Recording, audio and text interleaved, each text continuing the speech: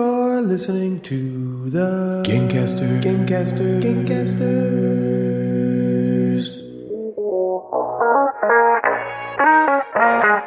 Natalie, Jeff, and Ryan are the Gamecasters, and they do a board game show, inboxes, and nooks and games, and top 5 lists, and sometimes there's fart jokes. Ho, ho, ho, pimps, and welcome to the Gamecasters 9 days before Christmas special. Yes, in only 9 days, Mr. Kringle or otherwise will shimmy himself down your chimneys or up through your sewer if you don't have a fireplace, because Santa has a tight space fetish, which he tells Mrs. Claus every night to sexy time failure. Other things Santa says that don't work include, "Come on, bitch, I've named your legs cheer and joy, now spread them for me," and "It's about time, it's about to be a white Christmas all over your face," things like that. Anyway, we're back with episode 104. There's no Christmas special. I just wanted to say those gross things about Santa. I was going to say, do we have any Christmas No, there's nothing going on. You guys were like, oh shit, what has he done to us? What was I supposed to prepare? No, there's nothing special in this one today. I did do some Christmas songs, and I was going to put them in the episode, and I guess I still could because it's before I've edited. That's or just true. do it This like, isn't live. But I don't know if do like a half release next week at Christmas weekend. I like when you give me a half release. What's a half? Wouldn't you rather have What the is it full called? release? It's like in-between tantric one? sex. Well, I Isn't the forget what you half call it. release is almost like blue balls? Yeah. Like, oh, Yeah, it's like goodbye. 3 pumps into achieving and then just stopping to go get the mail. Oh yeah, no, I this forget is what it. you No, call you're those. like no. The in-between episodes. No, someone's at the door. Yeah. What'd you say? I forget what you call the in-between episodes. A half achievement? Is it a half? I didn't They're say called achievement. adjacent. Oh, adjacent. Adjacent episode. You can So make an adjacent you just want a episode next song? week with some songs for people to enjoy while they're driving to What do their you think about family's that house for homework? Christmas. What if they're not going to their family's house for Christmas? Can they still enjoy it? Yes.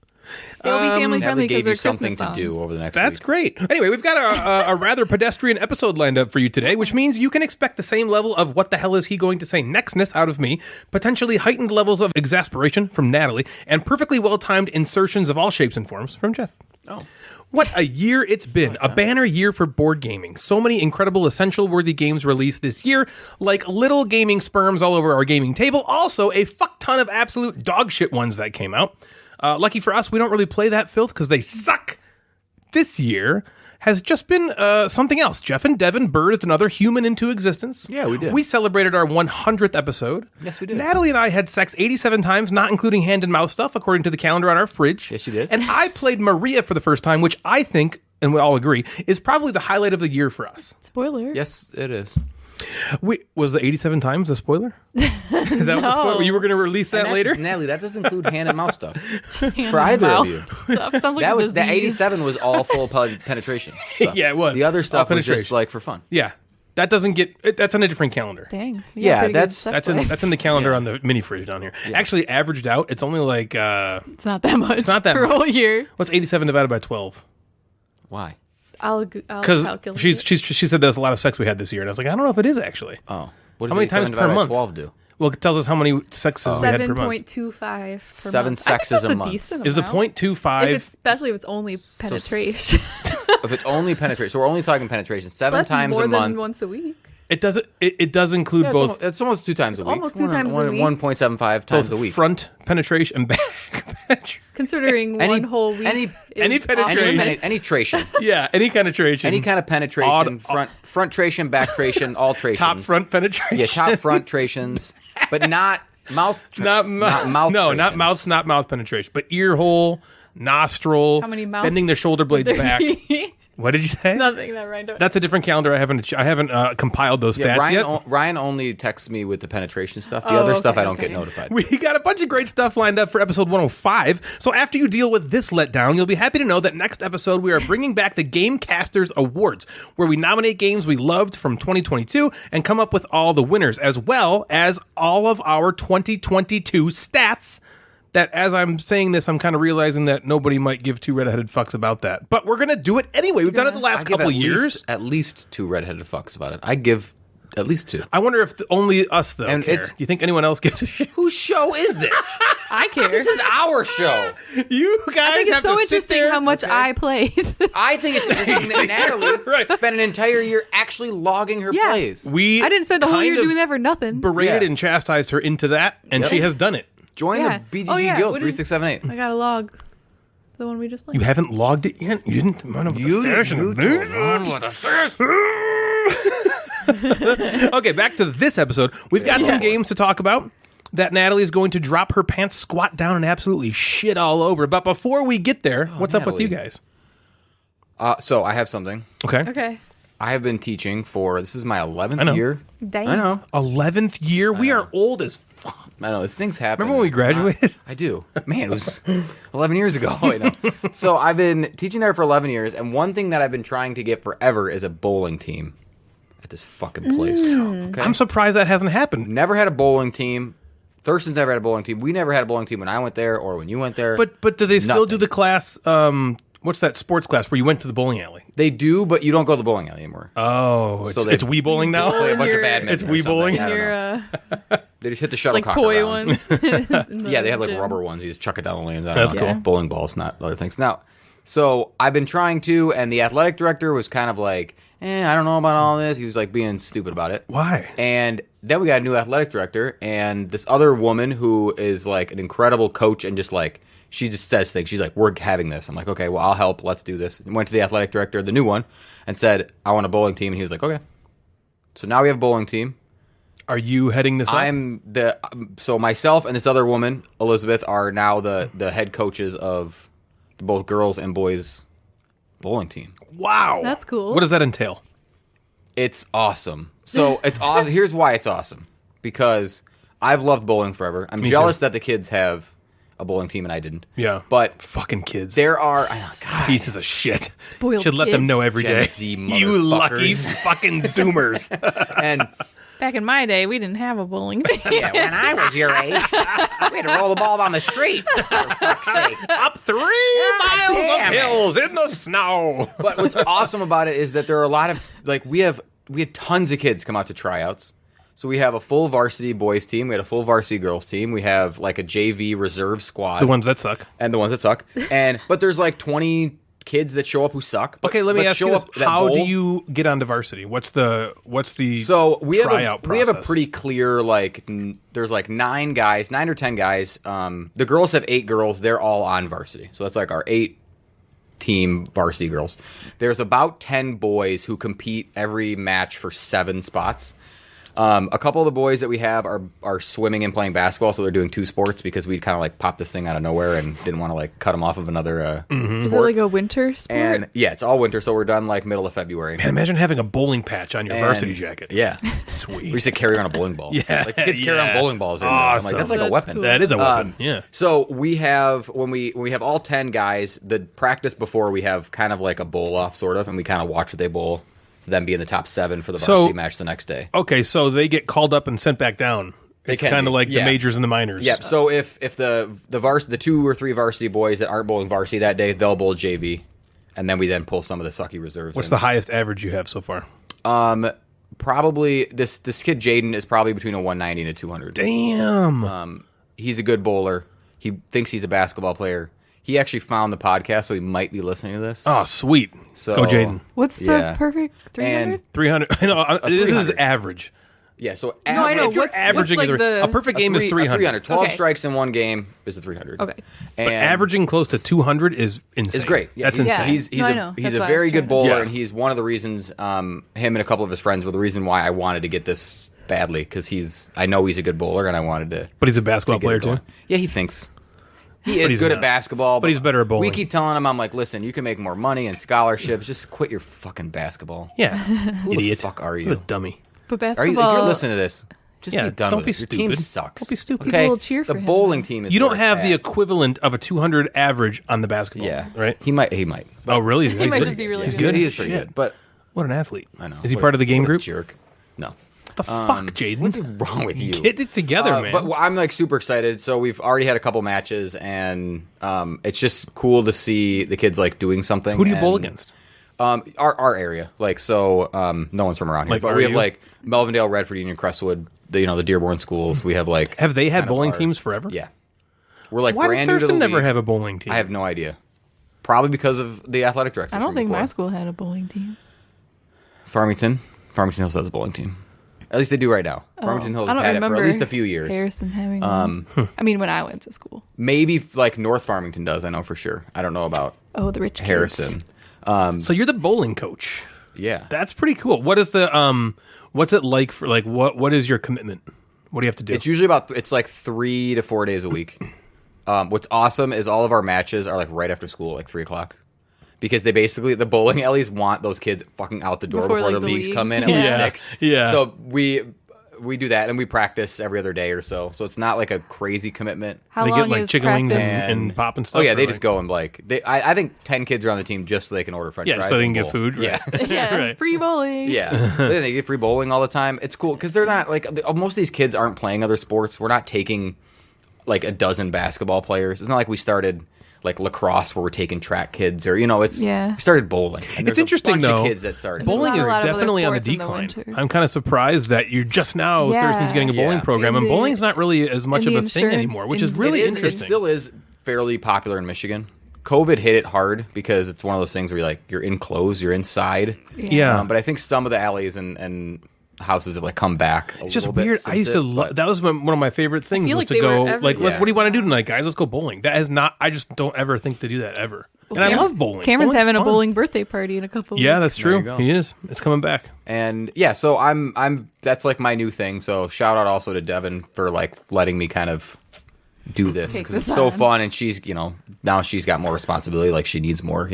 What if she was just like, no, I wouldn't do it. really? Yeah. She was like, just don't. Well, I said I no. talked to her about it. I'm like, is this something that I can physically do? Like to just Like, will it work I don't want out? to just leave right all the time. Or so Jack's trying to get used to not seeing me. Like I don't pick him up a few days now because I always used to pick him up, Yeah. and he's like obsessed with me. So I have to like. So now mom's picking him up, so he's trying to get used to that routine. But it's not forever. It's a few. It's 2 It's a more couple months, and then months. we're done. Yeah. But I'm really excited about it. So that's like kind of my new obsession is. You get to That's bowl some more, man. That's sweet. And I just kicked the shit out of them today. It was so great. Well, I bowled, you're and I good. just, You, like, you're crushed you and them. Dave especially. Is I Joe a good just- bowler too? Yeah. I just was like, I think at this point I'm probably better than both of them. That's like the one thing I think I have. with my Really? brothers. They're both better at golf and like tall. I didn't know that. I always thought Dave was the bowler in the family. I think Of the I'm- You three. get to I think bowl I'm the- during You're this? the bowler. Yeah, I bowl with them. So I'll bowl like a random game or I'll help them like what to do. Yeah. A lot of it is I'm trying to teach the girls how to bowl. That's like really our my main focus because the boys have bowled. A lot of the boys have bowled before. Only one of the girls have ever bowled like on a league before. So we're like even going through like how to walk, where to throw the ball, how Yeah. to like how to release it, all this kind of stuff. Right. With the girls, and then I'll like jump over and How to bowl a finger game. it. Yeah, you got to finger the holes. You gotta put their Well, we finger always in talk the about holes. there's this rule They in might not bowling know. that you got holes in the ball. Yep. Yep. You can't have an unoccupied hole. Right. You got to have all the So holes we had a meeting. I occupied. said, "Listen, I'm just going to lay this flat out. If you got a hole in the ball, you got to stick a finger in it. No unoccupied holes. Yeah, I'm and like, a let's thumb get all is a the finger. giggles out. Yeah, A thumb let's is get a all the finger. giggles out. No unoccupied holes in your balls. If there's a hole, you got to put a finger Fill in it. it. Okay? Fill that hole. Fill the hole with a finger. Okay. So what happens if you get caught double fingering, not thumbing the ball? You basically would forfeit that The person frame? would forfeit the match that they're in. The entire match. So like against their person. It wouldn't just So- be like a no. So if like, I was bad bowling frame. against you, it would be like if I had an illegal ball or I threw the ball illegally, I would lose that match. How strict are they paying attention to this? Not in like our league as much, Yeah. but in like bigger invitationals and stuff like that, and like states they would. So you're teaching them to throw curve then? Yeah, and honestly, a lot of the guys throw like a two-handed ball now. I don't know if you've ever seen these two-handed deliveries. So some of them might put their Is it fingers under in the your ball. Are you Oh. kidding? No under legs. They throw a two-handed shot, and it's just like it's a lot of revs. So they like, But they can't, right? Because they have to finger the ball. there's no holes. Shut the Some balls fuck have no up. holes? So they, Shut your ass. Shut your ass. So you get it drilled to either fit like three. So I have people that throw all three fingers like normal bowling, right? Like bowling back in the day. And there's some people that throw the ball with just their two fingers. So they only have two fingers in the ball. And they throw it like that. And then I have Do some of four them- bowlers that throw two-handed. Do some of them have multiple balls so they can like switch? Oh, yeah. Oh, we've all got multiple balls. Yeah, we all. Yeah, that's like a bowling thing. If you, it's like think about it like golf. Like you go have a bag of Yeah, 13 clubs, right? So this, you're not having 13 bowling balls. Like they're allowed to have 4 bowling balls for each match. Okay, Usually they're bringing between 2 and 4. I have 2 Yeah, you do. Mm-hmm. Where? so, in the garage. in a sack. They're in a satchel. They're in a Yeah, they're in satchel. a They're in a bag. satchel. I got shoes. I got my own bowling shoes, and Yeah. that's in the bag as well. That's what I told all my kids again. I'm like, you need at some point you need to get a real bowling ball, you need to get shoes, and then you need to get a towel. At my Those are the 3 things highest, you need. I was a 189 average. At Whoa. my That's great. highest. That's good. Yeah, I was happy it's if not I got bad. over 100. Yeah. Okay. What do you think you are right now? Are you over 200? Yeah. When I stopped Yeah, bowling, yeah. like when I stopped fuck bowling yeah, 3 years dude. ago, 4 years ago, I was like 210, 215. What's your high and game? then, a 299. Whoa! No! Damn! I know. Well, The that's elusive. it. Oh, Yeah. Was it? It had to be the last frame. Yeah. It was the last shot. 9 I threw 9. pins. I know. Blew it. I suck. you blew it. You blew it. And then How old were I you? quit. It was like Were you in the twos or probably the 10 threes? years ago. The Okay, twos. so you're in the twos. Yeah. All right. Well, you have your whole life in front of you still. Now you're I like it's like Armando Galarraga. I know, yeah. Getting Yeah. his perfect game. I'll got get ripped back off. to it. I got my whole Well, life. now I get to go to bowling practice all the everything's time great. and beat kids and maybe I'll, Yeah. Makes you maybe feel I'll good throw about it under. yourself, Yeah. please. Now's your opportunity. Oh my god. So that's what's new. We're not watching anything very new. We finished up Wednesday. That's amazing. we haven't even started that yet. We got to start that. I watched this thing on Hulu the other day that I'm going to show to my sociology class called Three Identical Strangers. It's about these triplets that get put up for adoption and they get split up, but they don't know about it and they start discovering like This is Parent Trap, actually. yeah, Parent Trap. Okay. That's right. But with Sorry. triplets. Yeah, Sorry. with triplets. With triplets. Yeah, this is just They Parent just Trap. duplicated Lindsay Lohan one more time. And yeah, so that was kind of an interesting story. This guy figures out that he runs into somebody and they're like, you're Eddie. And he's like, I'm not fucking Eddie. What are you talking Yeah, about? what the Like, hell? no, I like, think I don't know who you I am. look like this guy. And then they start to like kind of uncover what like You guys, no one knew. The parents didn't imagine know. having a brother, a twin, that you in the identical twin, okay, and you see them out in the world. I think you might have an existential crisis and die. If you saw someone, Jeff, all of a sudden Yeah. you're in They your look mid threes exactly now, like you. and you see somebody who's literally you. Would it even click? Oh yeah, I would freak the fuck out. Here's how I know this. I have a story about a long lost twin. No, I was in. I was probably like 14, but I was in actually the Mayflower Lanes parking lot playing That's roller where we hockey. bowl. Yeah, Full circle. hell yeah, Mayflower Lane. Oh, Is you it really? Is you that what have you guys a do? T-shirt that says Mayflower Lane. Yeah, well, my house was the first house behind Mayflower that's Lanes. that one by Yeah, your house. that's the bowling Oh. alley. Yeah. So I was on a league there. That's where every league I was on was at Mayflower. Anyway, I was in the parking lot playing street hockey with some friends, and there was this one kid there who I didn't know, and he was like playing goalie, and so he was like bending down to put on like the goal or to take off like the goalie pads. And I hadn't seen him yet. And he takes his mask off. And you guys, I thought it was me. And I started to freak out. I was like, I'm playing goalie right now? What the fuck? I'm right here. What the? And I was kind of like looking around like, what the fuck? And then I like got it. I was like, oh God, thank God it's not me. I was Thank like, God it's just not Scott. me. Oh, his name is Scott, I think. Okay, Oh, God. Scott. Oh, I Scotty. thought for a minute, I was like, I think that's me. That And would I be was, really freaky. I was freaking out. Now, if I saw another Natalie, oh yeah, Oh my great. That didn't happen to me, but when I was a kid, there was this book that I had. The Bible. I can't remember what it was. Your favorite book? It was like some sort of like Bible. I don't know. It was some sort of book, and it had Bible. pictures The new of like Bible. New of like Testament. kids in Old it. Testament. And there was a girl in it that looked exactly Mary like Magdalene. me What? when I was a kid. You know, Magdalene. and I remember being like, "Did I?" Did I do a that? picture? Did I do that? Yeah, like That's did I take a weird. picture and then they Like, put it in anybody the got any book? jeans? I Like, couldn't imagine. Wow, that's crazy. You'd freak out because I did. I freaked out. I freaked out. But what if you found out that was like your actual twin? Like as you start to uncover, like, Yeah, oh yeah. shit, I was have a adopted. brother? Yes, it was from the same thing. We have the same birth. Like, You'd freak out then for holy another reason. fuck. Yeah, you. Now you're freaking out for a completely different reason. That'd be Wow. fucking weird. that would It's be like the show weird. Orphan Black, which everybody should watch because it's fucking awesome. Yeah. Because Tatiana Maslany is so fucking hot. She's the best, and she's like, Oh my god, She's she's, a great very character. talented. Although I think wasn't she in She-Hulk and that's just gotten flamed. I know, but I've still heard pretty good things about it. Have you really? Okay, I've only heard haven't bad seen things, it. but that's only because that's the only thing I've The heard. only so I have heard some negative things, but the thing I always hear is that she's amazing in it, but the show kind of sucks. Makes sense. Oh, okay. Well, she's She is- great. yeah, she's great. Yeah, that's a good point. If you haven't seen Orphan Black, watch Orphan Black. She's fucking Yeah, it's good. good. It's so good. That's the whole premise. She runs into someone who looks exactly like her. Yeah. Mm-hmm. In the first episode, she And it fucks the evolves. person's Oh yeah, right. I'm not spoiling Oh, too much. yeah. You get to see her pretty Well, much. and naked there's in the first a episode. bunch almost. of people who look like her, and she Great. plays But no, all that's of them. spoilers. Yeah, she plays all of them. No, yeah, it's And great. She's and they're all like amazing. different, and it's like actually pretty crazy to think that it's the same person playing all these characters because they're so different. yeah. Well, and for a while, I was kind of like, well, I could probably do. I mean, like they're writing them differently enough, and so I wasn't as impressed at first. I was kind of like, maybe this isn't that hard, because at first you're instantly impressed because you're like, Right. Wait a minute, that's the same person, but she's completely playing a different role, and you're like, okay, that's what actors do. But then, and this isn't spoiling a ton, but there's another character in the show as a man, and he has a couple different characters that he plays, and he doesn't do it nearly as well. No. It's so you really appreciate her body. Yeah. Oh my god. Well, a lot more. Well, we do. Yeah, I mean, yeah. How can you not? Yeah. is what I think. We were still watching Brooklyn Nine-Nine. You and me. That's good. There's a couple moments that have, like, it's funny. There's a couple moments that send me into absolute hysterics. There's one part with the guy that plays Boyle. Yeah. He's like He is obsessed so with funny. He's Jake. obsessed with Jake Peralta, who is Andy Samberg. yeah. And he's talking about having a baby. And then somehow, like, Jake might, like, the precinct might shut down and Jake might have to go work somewhere else. Oh, Him yeah. and Boyle will be split up.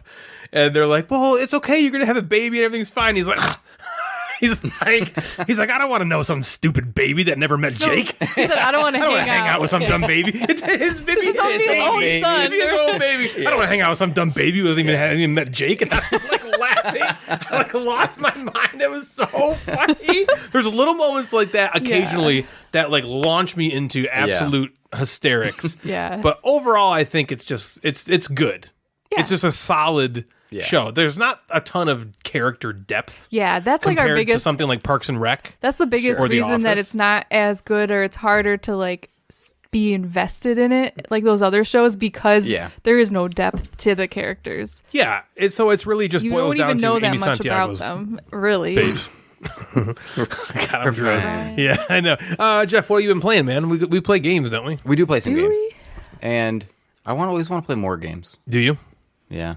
I want to play less. Oh my less god! games. I want to play. I play too many else games. could we do? There's too many games. Else could we do a show about? So there's been a game that I've been eyeballing for a while. Okay. That I was so happy to get to the table. Oh God, I'm excited Okay. about this. It's beautiful. Yeah. The cover is like It might be the best cover like of the year. It's like a sexy cover. Yeah, You look at it and you're like, I want to know this game. play that game. Like it is. So this game is called Lacrimosa. For some reason, I want to say it with like a Spanish accent and have Netflix yell at me. Lacrimosa. Lacrimosa. Like, I Lacrimosa. want it, but that's not. I think it's just Lacrimosa. Well, I'm gonna look up how I don't know how to pronounce it. I don't know- Lacrimosa, right? Yeah. Lacrimosa pronunciation. Okay. So yeah. Oh, here we go. Ready? Yeah, We're gonna I'm ready to hear practice. Allow. Lacrimosa. Oh shit! It's telling me to speak. Oops. Hold on. No, here we go. Uh Some dead air. We got it. Yeah, Lacrimosa. you're ruining it. Go ahead. You keep going. It's fine. It's all good. It's not. Is it just I gonna can't find randomly it. play Lacrimosa? No, I can't. I Doesn't, like, can't find show it. you how to. I'm pronounce fairly it? confident it's called Lacrimosa. Lock, not lack. Lacrimosa. Lacrimosa. Well, it's an A, not an Lack. O. Oh, here we Lack. go. I found it. Well, A also makes the A sound. It's not playing.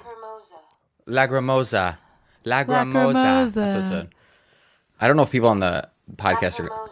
Lacrimosa. Well, I'm from Lacrimosa. Michigan, and we have some hard ass A's, so this is going to be Lacrimosa. Lacrimosa. Holy heck there, don't you know? This game's called Lacrimosa. Oh, jeez. Okay. So, Lacrimosa, Yes.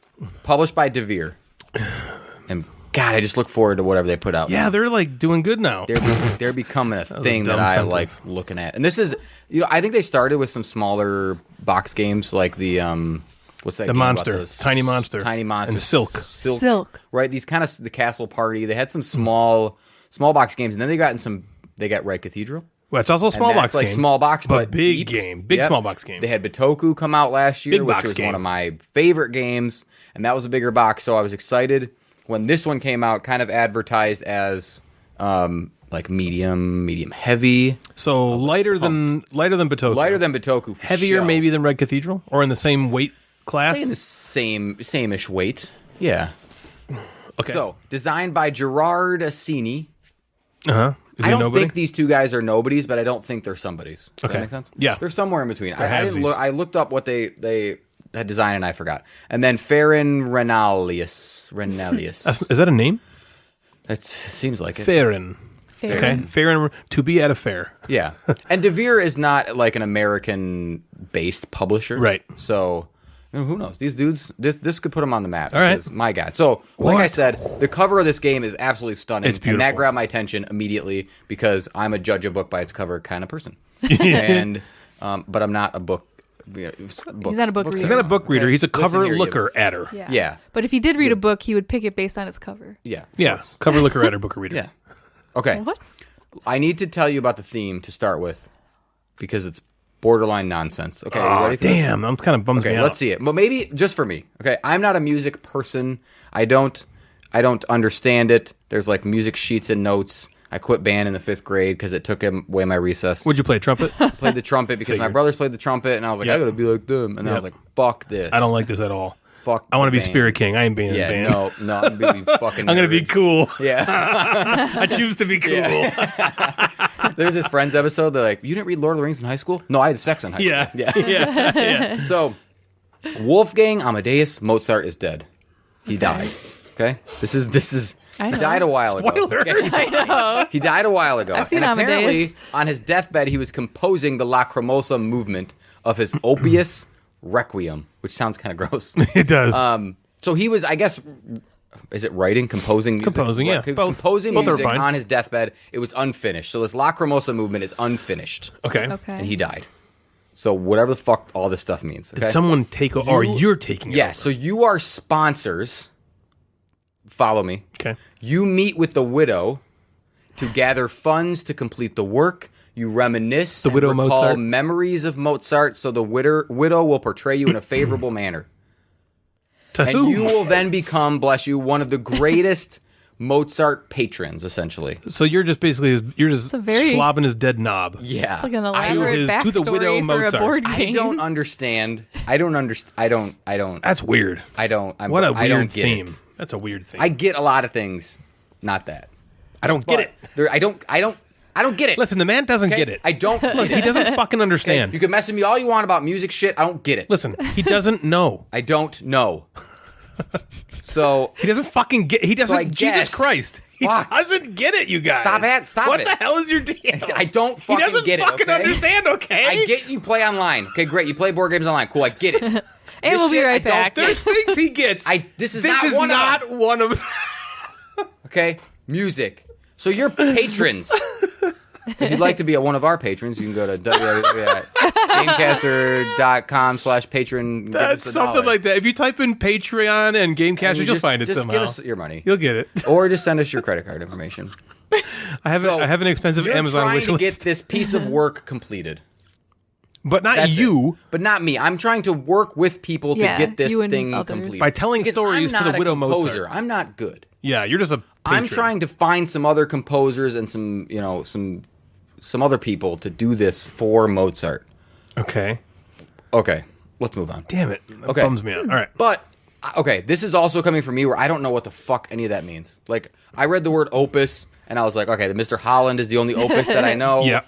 And the Requiem, Penguin. I was like, okay, Requiem for a Dream is a weird fucking movie. That's weird. Good right? movie. So Weird I'm like, movie. okay, weird. I don't know any of these words combined. So if you're like a music person, this might like hit. It might. Okay, but so I it don't- does have musical stuff in it because it seems like it's just about telling stories to the widow Mozart. So I don't know if there's music stuff in it. Okay. There's music symbols. Okay, There's that's like an cool. eighth note and a 16th note. Good. I knew Good. what those There you were. go. I knew- Good for well, I you. also set them in the directions. Now, Ah, shit. Okay, so there's a big board. Okay, the big board is broken up into different sections. There's some cards. There's a map in the middle, and then at the bottom there is an incomplete music sheet. The sheet is broken up into 5 sections. I don't know what a section of music is called. If it's called something like a bar? a stanza, Stanzas, a George poems? Costanza. Okay. Yeah, bars probably. But whatever. It's broken up into 5 sort of sections. Okay, so think of a music sheet on the bottom broken up into 5 sections. People, and by people I mean me, players, have their own individual dual layered player boards. Oh, because if you can get one of those, if you can get them, why don't you? you should. They're This this is one of the things you know. Sweet. And what's cool about the player boards is they fold up kind of like a Like a sheet of music. but like a book, like a music book. Is there a Booklet. book of music? Yeah. Yeah. Fuck, I don't know anything about this. Yeah, think about that. Fold Music it up, book. and you open it up, so it's kind of got a cool look to it. So it unfolds, and it's dual layered, and it's beautiful. Wow. So again, Go to components here. through the roof. Now, players also have a set of 10 cards. 1 is an opus card. I don't fucking know. And 9 action cards. With me so far, Tangly? Yeah, I'm following along with the pictures. Okay, yeah, you're looking at the board. And you're looking at the player board? Yeah. You draw a hand of 5 cards. So from your 9, you draw 5. Oomph. Okay? It's not very... On your turn, you choose 2. You don't think it's pretty? No. I think it fits. The box color? The box cover? I think it This fits is the board? like... What the fuck are you looking at? That's not the board? That's like the online... That's like... Oh, because I was like, on that is... TTS. Yeah, what are you I was like, that is board? ugly. What are you talking Doesn't about? that look digital to you? Did that look like Okay, a real that- picture? Yes. She's not this very is- excited now that okay. the pizza's not here anymore. Jeff. Okay. This She is ate all much the pizza. prettier. This She is ate all much her pizza. Should we prettier. pause and talk about this? Yes, I want you to tell the story. Okay, now listen to this. I want you to tell the story. Okay, everyone. Lacrimosa pause moment. Boop. So we're playing a game before the show, and Ryan says he's hungry. He goes, Natalie, I'm hungry. He wanted a snack. He's like, why didn't we just eat more? And Natalie was like, we're trying not to eat more, okay? You're badass. Yeah. And Ryan's like, I think I want a snack. Natalie says, I could pop some popcorn. And Ryan's like, I don't want any popcorn. So then not gonna Natalie fill me takes up. that sentence to now food push. It's 8:30. It's 8:30 at night. Now pushing food upon us. She takes this as an opening. Natalie goes, well, I'm hungry too. In her head. This is having a Natalie's head. I'm hungry too. I want some shit. I'm going to push this on the boys and make Ryan think that he thought of this idea. Yeah. So Natalie goes, we could like DoorDash something from 7-Eleven. Oh, okay. Ryan's like, well, I want that white cheddar popcorn. Yeah. That's a good And then Natalie shit. said, she's like, fuck popcorn. So Natalie then says, well, we could be really bad and we could do like Dairy Queen. Dairy Queen. And then Ryan's like, no, I want like something to snack. And Natalie, before Ryan finishes that sentence, goes, well, we could have pizza. We'd already eaten dinner. We could have pizza. It's 8:30 at night. We could order a full pizza. One full pizza. Do you want, we could get a whole pizza. You guys know it sounded awesome to you, And too. then we could get a pizza. So let's get a whole pizza. So then Ryan's like, well, I could get a cauliflower crust pizza from Jets. And Natalie's like, well, we could just get we could get Hungry Howie's instead. And then we don't have to get the stupid, shitty, ugly, dumb, like fake, healthy, dumbass cauliflower one. We could get a real pizza. Yesterday, I went to eat a cookie, and she was like, "What the fuck are the you fuck doing? is your problem?" Do you want to eat better or don't you?" So then, now Natalie is like, oh, now I got him on pizza, so now we're going to get bad pizza. We're going to get, like, bad for you pizza. Let's get bad for you pizza. Which all pizza's bad for you, but this is even worse. One for the she's like, boys. well, obviously we got to get butter. We got to get butter all over the crust and we just Butter throw cheese cheese on it. crust. Of course, duh. And then Natalie goes, well, let's get, like, what do you want on it? Why don't you boys get one and I'll get one? Yeah. Okay. So why doesn't the boys get one pizza and then I'll get a whole boy pizza pizza and to a girl myself? pizza. So now we Only have one girl. a boy pizza know. and a Natalie pizza. Yeah. So now Ryan and I are just We're stuck with this we're balls stuck and with our penis own- pizza. Yeah, the old dick pizza. This XY. Or Natalie gets whatever. her own vagina pizza. Over Yeah. there. It was great watching. I her ate eat the it. whole thing. And then Natalie eats the whole pizza. Me and Jeff still have half of our boy Half pizza. a boy pizza. Okay, mine left. was a small. Yours Natalie was a ate her large. entire fucking pizza. And then I was really that's what happened. hungry. We were like talking to her in the game. She's like, "Oh, I guess I'll as take we're my playing the turn." game, I teach yeah. the rules to this upcoming game that we'll talk about in a minute. And Natalie is not paying one fucking lick of attention. Because she continues. I know why. He's gonna So tell Natalie nonstop is on her phone because she ordered it through DoorDash. And apparently DoorDash, the restaurant should check in that they got your order. Right. Hungry Howie's never checked in. And that made Natalie She was very upset. angry. Well, why haven't they done this? I'm like, so Natalie, you can either move one space or you can pay to move. Well, why didn't they do this? Why haven't they checked in? If someone's driving to Hungry Howie's. Do Hungry Howie's know that they're made by, why haven't they checked in? I'm trying to explain the rules, and then 2 minutes goes by. Oh, they checked in. Okay, we're good. Wasn't I like, should I like call them? And then her mood switched. Changed. From, And then she's the she's like happiest-go-lucky standing up. girl. She's like dancing around. What's this game about? Oh, it's my turn. Look at all the flowers. Whee! I'm just like, she's just fucking ecstatic Well, as because soon the as they- pizza's on the way. She looks at Yeah. both of us and she just So nods excited. like, yeah, you're right. Yep, pizza. As soon as they confirmed it, I was like 75% of my brain was on the pizza, but now I can pay attention to the cake. And then Jeff's like explaining more, and all of a sudden Natalie looks at me, hand on the table, like, It's here. It's here. Gone. Shut the fuck up. Jeff, shut the fuck up. Takes off. Shut up. Get the game off the table. Shut the fuck up and go. No. Stop it. Stop talking. I'm going to get the pizza. It's here. It's here. I feel like that's a D story. What's that? I feel like it's like a D story. What's great is that was 100% true. And the weirdest fucking part about it, like I said, I went to take one bite of a cookie yesterday. And you would have thought like I was dumping a case of lard down my throat. What is she was wrong like, with you? "Do you want to fucking eat better or no?" Die? Do you want to die? Why don't we have a whole pizza? Why don't you have pizza and I have pizza? We have 2 pizzas. I was really hungry, okay? Oh, God. And then once I got We pizza. need to start doing better. We need to start. Wait, okay, we had dinner. It's 8:30. Let's have a pizza. You're totally We can like right make this a thing. about the whole Like when Jeff comes over, we just eat pizza. We have a whole pizza to ourselves. That was all in the moment. All that happened in the moment. I know. That was great. It hit the spot. Yeah, but you. Oh man, It was all your idea, all of it. You guys wanted I it too. literally Yeah, but said you to food you, pushed it on us. I'm a little hungry. We could and do. then then Natalie ended up eating a whole pizza. Ryan's hungry. Natalie had a whole pizza.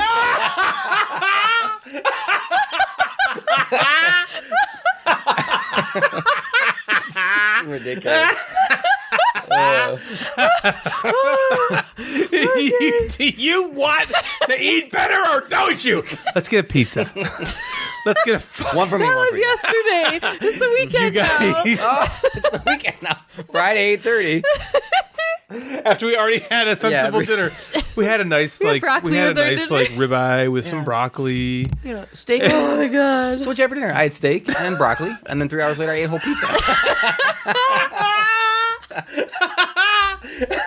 Oh man, this show's off the rails.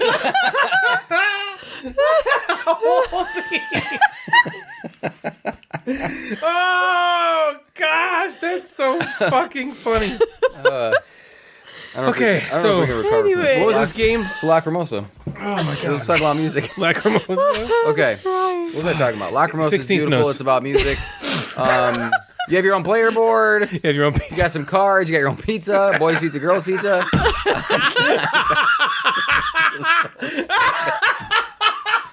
We get a boys pizza and a girls pizza. You guys were just like, what? We just looked at each other like, "Are you fucking kidding me? There's 2 of us here. We get Totally get right. one pizza to I share." just totally took over that whole thing. Like, And you what do you ate guys? the Now we're fucking seeing this? thing. What do you guys think? And you're just like, okay. Oh my god. I can't. know. I don't know how we'll we rebound have to from start this. over. I don't. We might have to end here. You can't keep all this in there. This is only for the patrons. Yeah. We might have to end the show. Yeah, shut it down. Forever. Turn on, save the battery. Say the battery. Okay. Oh my god. Lacrimosa. Okay, Lacrimosa. Okay, Mozart's dead. You're The some widow schmuck Mozart. trying to trying to finish fuck his work. dead wife. You're trying to make his dead wife, okay? What? Yep, that's what you're trying to do. Did His you know wife that? isn't It's like, dead. it's like the end of Wedding I know you're trying to. Oh yeah.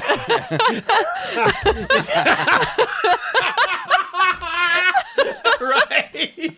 You're trying to eat her like that pizza. That's what you're trying to do. You're his live Mozart wife. Okay. Whew. Dang. All right, we'll get it. I'm sweating. No, we got it. Okay, we got this. Okay, here we go. Okay, A whole pizza. we never recover. You might legitimately have to listen to this back. And see how this is like 10 minutes. The way you told that story, a whole pizza. You seriously gonna eat that cookie? How about we get A pizza. Let's each have pizzas. You didn't tell the have a part. pizza. You didn't tell the part. You can take it home. Have a snack later. Bring it for lunch tomorrow. You said that. Well, that was, you said that if I got a medium, I could have leftovers. No, but God forbid you don't eat an entire small pizza. God forbid you leave one slice for lunch tomorrow. If we get a small pizza, you have no fucking leftovers for no. you. Shit. Okay, I have to. I'm gonna turn my mic away, and then you can talk. Here we Okay. Okay. go. Oh my god. All right, we're back. We're talking to games. If you fast forwarded, we're talking about games now, okay? Lacrimosa. Giant board. Broken up into sections. There's some cards, there's some maps, there's that incomplete music sheet. You get your own awesome player board. It's dual layered. You start with 9 action cards. You get one little opus card, which I just called like a music card or like a symphony something. That's what I did. On your turn, you have a hand of 4 cards. You choose 2 of them to play. You're going to play one as the action and one as the resources on the card. Ryan, that means they're multi-use cards. Fuck yeah. Which is awesome. Dual layer player boards and multi-use cards? The cards literally slide into the player boards. Ooh. So as you slide in the top card, it only shows the top, which is the action, and when you slide it in the bottom, so it like only shows the resources. like Legrand, Yeah. Lagrange. But imagine that that's not like this slide it underneath the board, right? You're sliding it into the board, which is very cool. Between the dual layers? Between the layers. Oh, between the layers of Mad King Ludwig. Yep, that's it. So I did. That was just cool to me. It might have been a little fiddly, like having to take them out in between rounds, but man, it looks great. And when you just slide it in, it feels so good. It feels good. It just feels good. So I love sliding the actions that are there's 5 actions that you can do. And they all have some like little icon that's supposed to mean something. Sure. The wagon is moving around the map, which of course that makes sense. It's a wagon. So as you move around this map, that's one thing you can do. There are a bunch of tiles on the map, and you can really go wherever you want. You just pay some resources. So there's not like building territories or having to have the path there. You just kind of move however you want. And these tiles have bonuses or like an extra action or just stuff on the tiles. Okay. There's also some end game scoring tiles that you can pick up. And what's cool is at the end of the round, those tiles actually flip over and make them like better, and you get like more resources with them. Okay. And that's kind of cool. So That it entices sounds you to go to great. those newer ones. You can, with the cards, 2 actions with the cards is one is you get these opus cards, which I just, again, called like symphony cards. They are, I don't really know what the theme of it is. Like, they're basically like sheets of music. So you like buy these opus cards and their music. Later, one of the actions is you can sell them, or you can like play the music. And then you get something if you play it, or you get more if you sell the music to someone. So those are these different cards. The other cards, which are awesome, are better action cards. So it lets you do, instead of just 1 action on a card, it might have 2 actions, or it might have 1 action, you get extra resources. They're awesome. And you immediately upgrade your card. So you would buy the card, you'd actually take that card, and you would replace the card that you put in the bottom of your player board with the new one that you just bought. Okay. So you'll always have, and then that card you just replaced goes away. You'll always have 9 cards. You'll always see every card as you play around. Okay. Which I like. You might not get the right order, but you get to see everything, which is cool. And so those are like the 5 actions. 2 cards, move around the map. The 4. The move around the map, and then do the selling of that opus card. The last thing that you can do is you can start to add presents, which that's just for mechanism. There's another name for it. Like Presents Christmas presents? Yeah, Christmas presents. To the music sheet at the bottom of the board. So this is done really simply. On the right-hand side of your player board, there are these discs which either show an 8th note or a 16th note, and you add it to the music sheet. You take it off. As soon as you take it off the player board, you get a cool bonus. And whatever side you decide to put it on is what side correlates with the composer that you're essentially hiring to try to do that part. Oh. And that composer, so you put it on there, you pay some resources, you take that composer's tile, and you put it on the spot that you remove from your player board, and then that gives you something. You could get a bonus thing every round. You could get an extra thing if you, every time you buy a certain specific icon. So it kind of... dynamic, maybe. It's not dynamic where you remove and automatically have something there, but you definitely remove, get something, and then you add a tile there, which gets you a bonus. This sounds like every mechanism I love. I know. I think you really like it. So it's not on Amazon. You get 4 actions. I know. I think we just play it like right now. You got it. You brought it. Let's do Sorry, it, guys. baby. Short episode. Yeah, shut it down. Most of it last is us thing you just remember is the cracking up. pizza. 9 minutes of it is just laughing. It's just pizza. Right. So you get 4 actions in a round. So like I said, you'll get an opportunity to see every single one of your cards because you're playing 4 up top and 4 down below. Okay. And then the extra one is the one that stays to the next round, but it was in your hand to start with. At the end of the 5th round, the game ends. You earn points throughout the game for selling those opus cards and just for like doing stuff. And then you get points at the end of the game for area majority in those sections of the music sheet at the bottom. Yeah. Okay. And what's kind of interesting about that is, let's say the 3 of us are playing and we're talking about section 1. If I put an 8th note into section 1, if you put a 16th note into section 1 and Natalie puts a 16th note into section 1, the 16th note We're all tied? is the majority. Oh. So you would get more points. The 2 of you would get more points for your tokens than I would for mine. So it kind of dictates like which of the I think the theme would be like which composer actually did it. I was working with the other composer. You were working with the one that finished it. That kind of thing. So there's some strategy in that, and it kind of could take some points away from people and kind of swing. And this is again area majority versus area control because you're not taking away somebody else's thing. But Sure. Yeah. I liked that little difference. This game This game and Carnegie might be my 2 favorite games of 2021. Damn, 2022. good. And by like game games, right? Like I love Green Team Wins. That was a blast. But when I'm talking about like games that I love and play, this is one that I think could get up there. Oh shit. It just was so smooth. The weight is actually like it's lighter than you think it's going to be. I think it's like just slightly over a 3.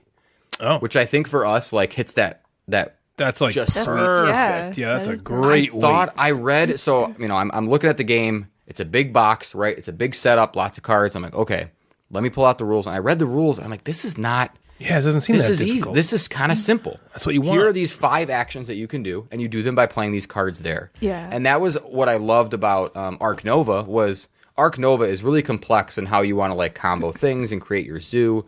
But again, here are the 5 things that you can do. You play them down here. These are the 5 cards that you're playing.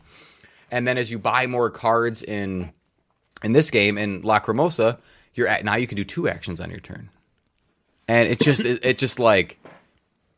just thought it went so well. It was so smooth.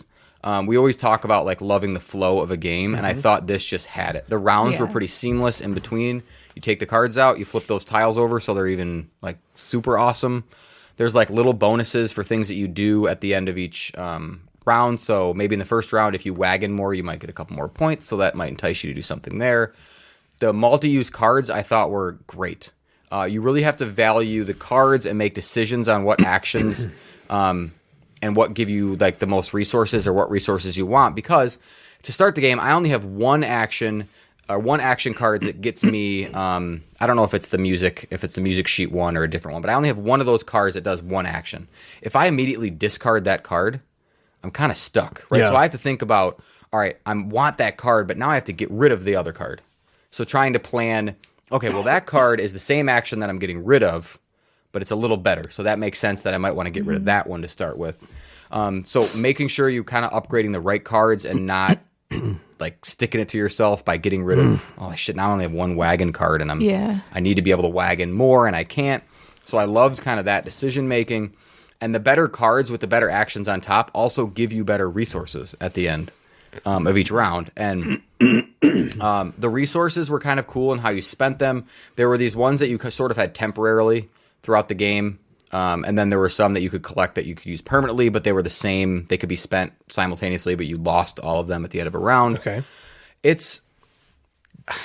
I don't even know, like, I have maybe a complaint here or there, but the game was just so good. Wow, you just liked everything about it. Yeah. There's Damn, you're making me want to play it, man.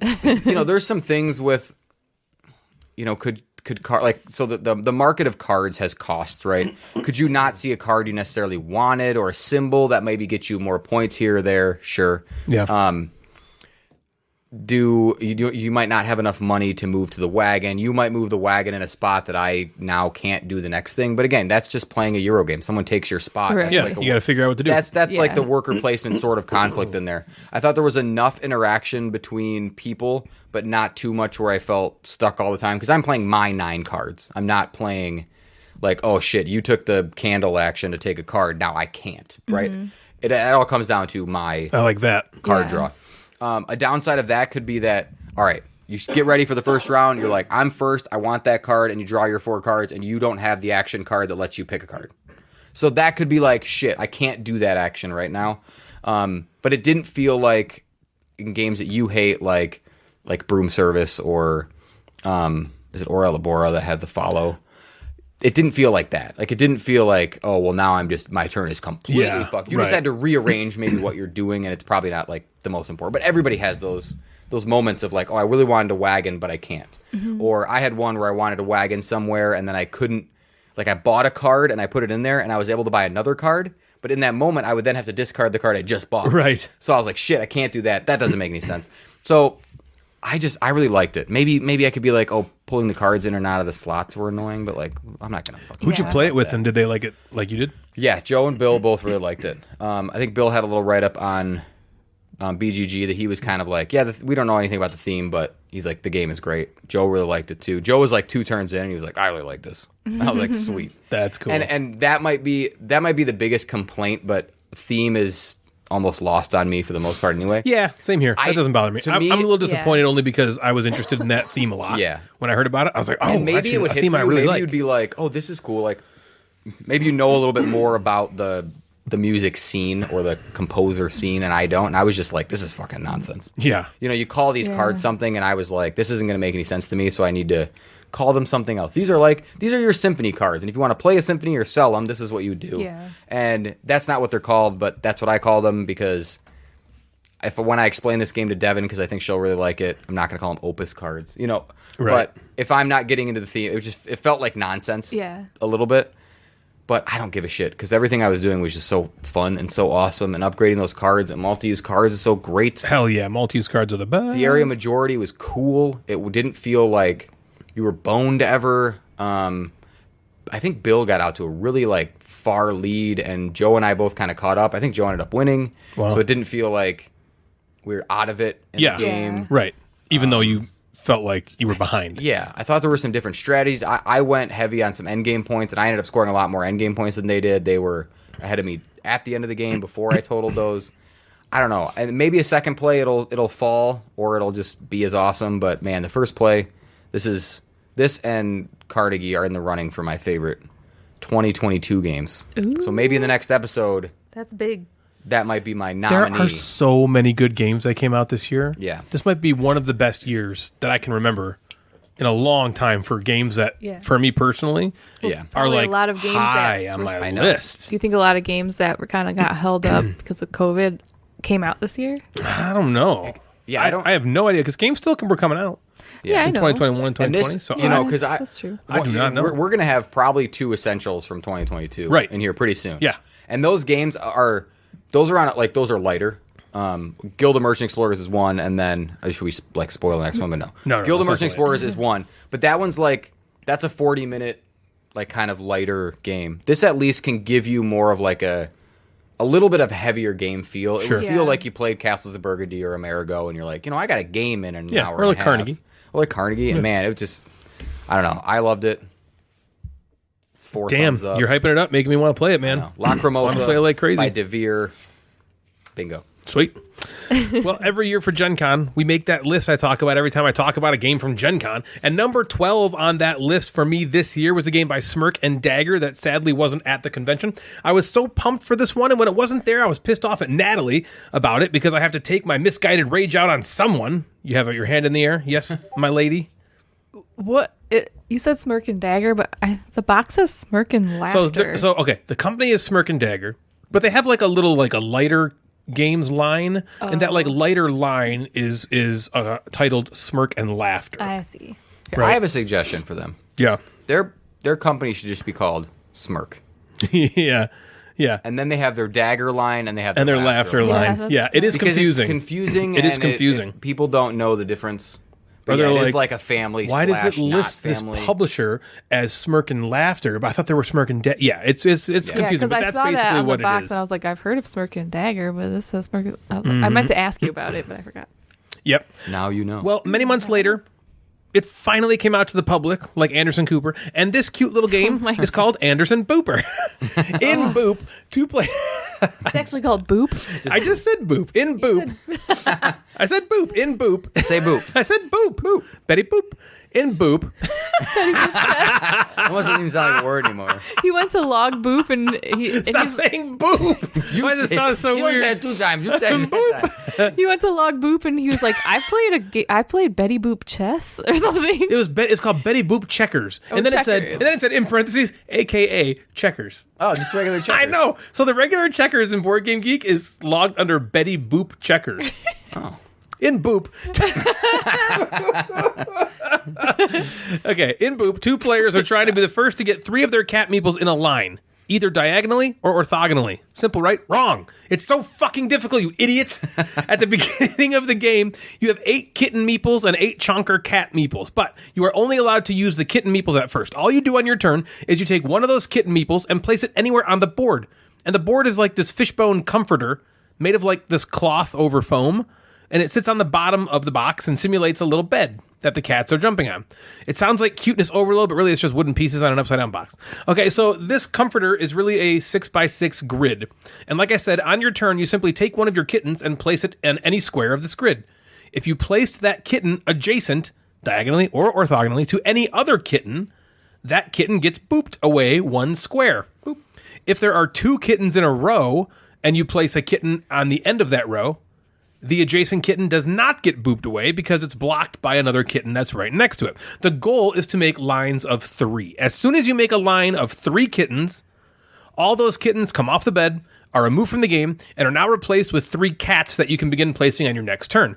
Thematically, it's like the movie Gremlins. Instead of water duplicating gremlins, lines of kittens magically age into cats, just like real life. Very cool.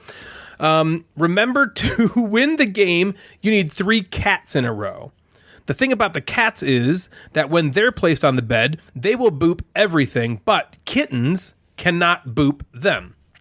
So the game starts to develop into acquiring cats and then placing them on the bed and using your remaining kittens in clever ways to manipulate the board and set yourself up for a line of 3, which again, just like real life, everyone knows is a winning formula. So things I liked about this game. I mean, there's no doubt this is a Ryan James-ass game here. It's a very abstract strategy, Shobu type experience, which is also Smirk and Dagger. It's insanely tactical. It's basically Tactics, the board game. You can have a strategy, but the ability to mess with and be messed with is almost 100% guaranteed every turn.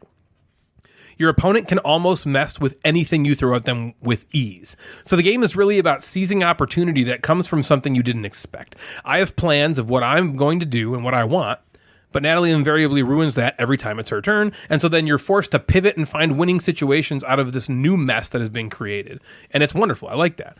I like that about most of these types of abstract strategy games. What's the move in this mess that sets me up for victory? How can I find it before she does? What cool way can I arrange my cats that make it look like I want to do this, but really I'm hoping Natalie does this so I can get that W?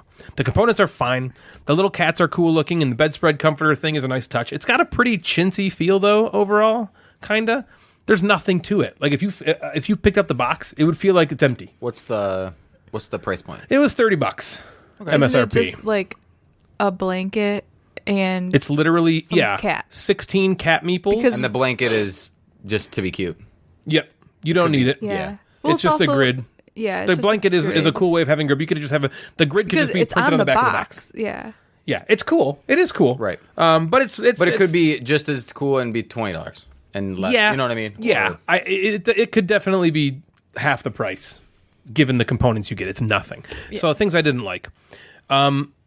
More than most games I've played like this one has a feeling of, oh my God, this is just never going to end. Yeah. The box says 20 minutes, and if you're playing with someone who sees all the moves you're making, it's going to last double that time easy. There were so many moments where I thought to myself, this could just go on forever. And it was kind of frustrating. I love the idea of figuring out how to make something out of nothing, but it almost got to the point where I was like, I don't know, should we just call it a draw? I set myself up, you mess with it. You set yourself up, I mess with it. Rinse and repeat until finally I managed to get myself into a situation where there was nothing you can do and I win. Yep. And I kind of lucked into that. Overall, I enjoyed Boop. Boop. I don't think it's going to compete with other games I enjoy in the space like Shobu or Santorini, games that already don't get enough playtime that I like. But I do think it's a very good game. I think that we said it was $30. I think that's kind of expensive, weirdly to say, and that's not a very high price point in the board game space. But for what you get, it's literally you just get some cat meeples. Yeah. That's it. It's only cat meeples. Be like max that's the entire 20. Components of the game are the cat meeples and that little bedspread, which does not have to be there. It's cool and it's cute. Yeah. But when we're playing the game, you're not like, oh wow, oh my God. I don't think. Mm-hmm. You're just like, I want to just win. Yeah. So what do you think, Natalie? Well, this game's very Shobu-like. It's hard, like you said. Well, it just sticks and twigs. Rocks and stones. Because they found stones in the river. Yeah, I'm having trouble deciding how I feel about this game because, like, I kind of liked it, but at the same time, it was just kind of frustrating. It was just basically a tug of war game, like Ryan said. It just went on and on, like, oh, I put myself in a situation where I could win next turn, but I know Ryan's just gonna make that not happen. So then that's what he does, and then I just keep trying, and then he does the same. Block you. So Exactly. you have to be more clever, I guess. Yes. We don't know how to do that yet. First you know? The more you play it, maybe you figure out ways to like set yourself up. Kind of, it reminds me of like when you play tic-tac-toe and you set yourself up in that position where no matter where the person puts their next You're going to win. spot, you're going to win because you have 2 spots to win. That's basically what happened. We just played and played and played until Ryan got in a situation like that where I couldn't There was mess with nothing him she could because do. if I did this, then he could still win over here, or if I did this, he could still win over here. You know, Or that you were just sick of playing. But it's really hard. right? I just like let one of us lets the other person. It's really win or something. difficult to set yourself up in that situation because your opponent sees everything you're doing and they can see what everything does. You know what I mean? That's what I mean. That's why I'm saying if you're playing with somebody who's at least paying attention to the moves you're making, they're going to almost be able to counteract every single thing you do. Yeah, exactly. But and then same thing. The box says it takes 20 minutes, but it took us about an hour, I'd say. Whoa. Just because that's what we were just going back and forth, and none of us were willing to just give up. Yeah. You know, so it just, I don't know how it would take 20 minutes unless somebody like knew exactly how to like outmaneuver the other You'd person. have to just like, right? I'm sure if we played with the designer, they'd probably destroy us. Yeah. I'll bet. You know, it's one of those games where I'm sure they know, we'll see like, the depth the more we play tactics it. to do, but we were just kind of just guessing, you know, doing what we thought made sense, and that's just how long it took us because it felt like you said, it felt like it was never going to end, and then suddenly we were like, oh, you're just going to win, you know, like, Yeah, and then you probably saw that even before the move was made. Yeah, like once I made my previous turn, I was like, I think now I'm in a situation where it doesn't matter what she does. And I'm not going to just say that. Like, yeah, I win. You know, so she's sitting there kind of like looking, and I'm like, I'm pretty sure no matter where she goes on this entire board, she's going to, because you boop cats, right? So when she puts a cat down to try to block me, to push cats away, she'd be pushing cats into a winning position for me, no matter where she went. Yeah. That was like what it was. right. So, I mean, it was hard for a game that looks like it's a cutesy little kitty game about kitties on a bed. A cutesy kitty game by kitty. Yeah. Yeah, I don't know. I don't know what I think about it. It was all right. Perfect. It was okay. It's good that you have that it opinion is on very our cute, podcast. though. The cats are cute. The bed's Well, cute. we want your opinion. Yeah. But yeah, I don't know. The jury's still out? The jury's still out. You'd play it again? I feel like I would play it again. I feel like I wish when I played it again I like had an idea of like, okay, I'm gonna try like a strategy, but I don't know. The rule book says to try to position your cats into an L. Yeah. Well, even that's hard because every time you put a cat down, it pushes the cat listen away to this. from it. I was going to do that, and then as I was doing it, be like, this is what the rule book says. Try to do this. Every time I tried to even remotely set it up, you'd block me. And so I'm like, I can't even do it if I wanted to. I purposely didn't tell you. I was going to tell you when it happened, and it didn't even happen. Yeah. So anyway, that's Boop by Smirk and Laughter. Boopity boop. Yeah. Good game. Betty boop. It was a good game. So is checkers. Betty boop. Yeah, exactly. Just Betty Boop checkers. It's a good game. I liked it. Yeah. What do you got, Jeff? What else? I have another game that we played as Natalie was eating her whole pizza. This game from 25th century game called Gartenbau. Gartenbau. Which is what language? It's German. German? Deutsch, German. auf Deutsch. Apparently it means horticulture. Apparently. Okay, Oh, so is that what it horticulture. means? Did you look at that? I think so. Unless I looked it up incorrectly. But yeah, I think so. We'll go with that. Gartenbau. Gartenbau. So it's Garten. Garten. Garten. B-A-U. I know Garten is garden, I think, but Yeah, the bow must change it into something else. Yeah. So I do Garten in German to English, and it translates in English to garden. Once I add the bow, it goes to horticulture. Okay. Yeah. Oh, okay. So this is 25th century. This 25th century is also a publisher that I love. Especially when Green Team wins was just fucking awesome. What up, and, Chad? And Chad is great. Chad. And I was really excited about this game because it might be their biggest box. This was kind of their big box, Like literally their They biggest have, like, box. yeah, like their little largest box. Yeah. I don't know if this was purposeful, but they have again kind of smaller codename shaped Right. sizes. Tutankhamun's kind of a smaller one. So this looked like a normal big kind of square box. So 25th century again, Gartenbau. Players are gardeners or horticulturalists or Something. Okay. Doing something with flowers and seeds. I just want to start. This is going to be my pros as well, but I love the the box cover of this game. Yeah, it's There really was something. good looking. Is it Yeah. like what very did you call it? pleasant. It was like on a canvas, or like it was almost like it's Yeah. aged sort of. Yeah, it in was like on. a really It cool seemed like it was way. on canvas. On the yeah. front, it says like there's some sort of like a festival of like in like 1898, and I think that art fit that. It seemed cool. Like you look at it and you Yeah. kind of It's like want to play this. old-timey. Yeah, timeless. Like flower pictures. Old timey flower Tiny pictures. flower pictures. Yeah, Yeah, it's yeah, like yeah. Yeah, the but not OTP, like the bathroom OTP. wallpaper from the like No, 70s not like type. ugly, but just like artsy. Non-ugly. Non-ugly. Oh, right. Anti-ugly. Non-ugly. Opposite of ugly. Right. So Non-ugly. there's also so the board is a big gigantic babe, you're so flower, non-ugly. a yellow flower with petals on it. Okay. Yep. It's Yes. I don't know what it's not a sunflower, but it's something. It's yellow. And what's weird about all this yellow. board, and not weird, but I think it's actually it's in two pieces. The two pieces click together, and depending on if you're playing with 2, 3, or 4 people, you use different sides of that board, but they still click together to the same. It creates different amount of spaces around this flower. Yeah.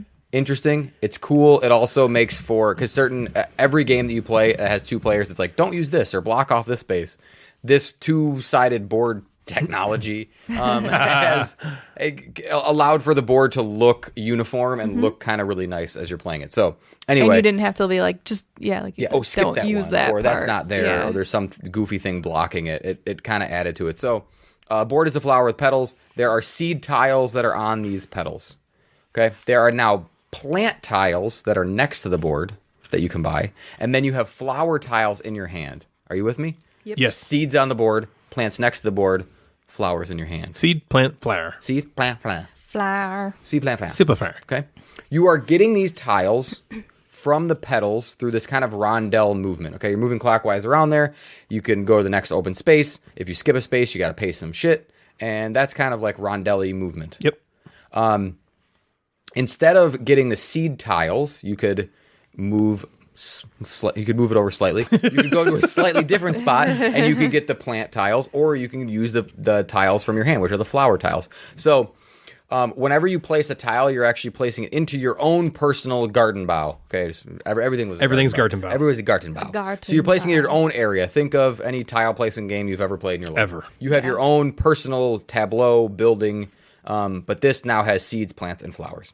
So the first layer of your tableau are only the seed tiles. Those are the only ones that go touching the table. They're seed tiles. Whenever you buy a plant tile, they must go on top of specific seed tiles. So if you want the red flower, it's got to go over 2 red spots on your seeds. Yep. Or if you want the green flower, it's got to go on 2 greens, or it can go on a yellow and a yellow blue, and a blue. because that makes green. And then when placing your flower tiles, those have to go on top of the plant tiles, which would be your 3rd level. Got it? Got it. Yes. Got it, listeners? Okay. You play until some of the tiles runs out, and you get points.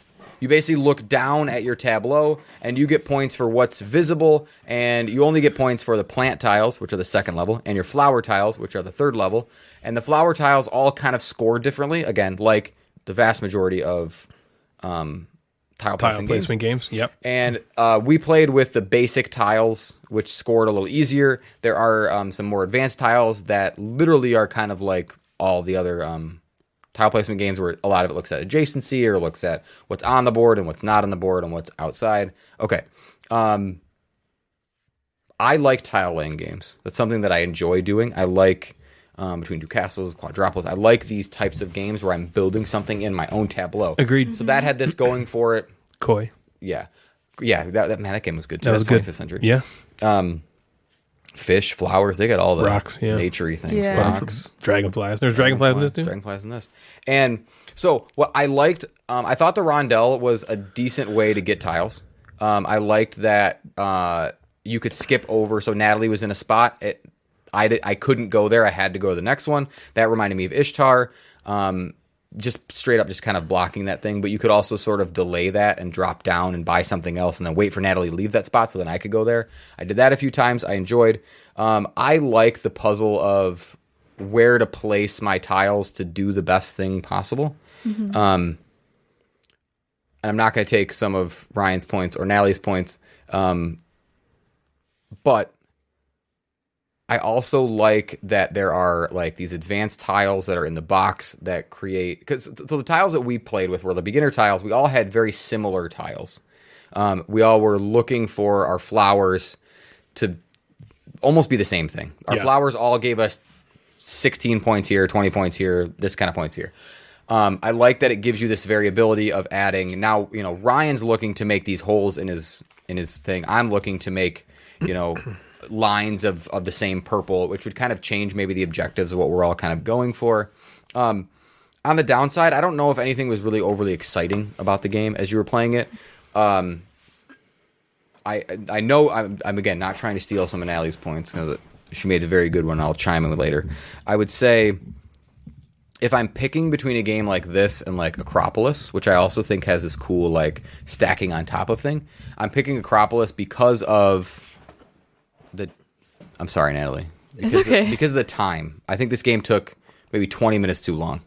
I was ready for it to be done maybe like 4 or 5 turns before it was done. And I think that might have been the tension that it lacked. We're like, oh shit, it's about to end. And I wanted that tension. Did the game not, like, is it not supposed to have the tension? It's supposed to be more family friendly, maybe. Would it have the tension with the advanced tiles? Maybe. But I think it falls for me in that like, good, not great category. I'm happy to play it when it's there, but I don't know if I'm going to reach for it a ton. If Joe had Acropolis, I might play that because it takes 40 minutes or 30 minutes instead of an hour. Yeah.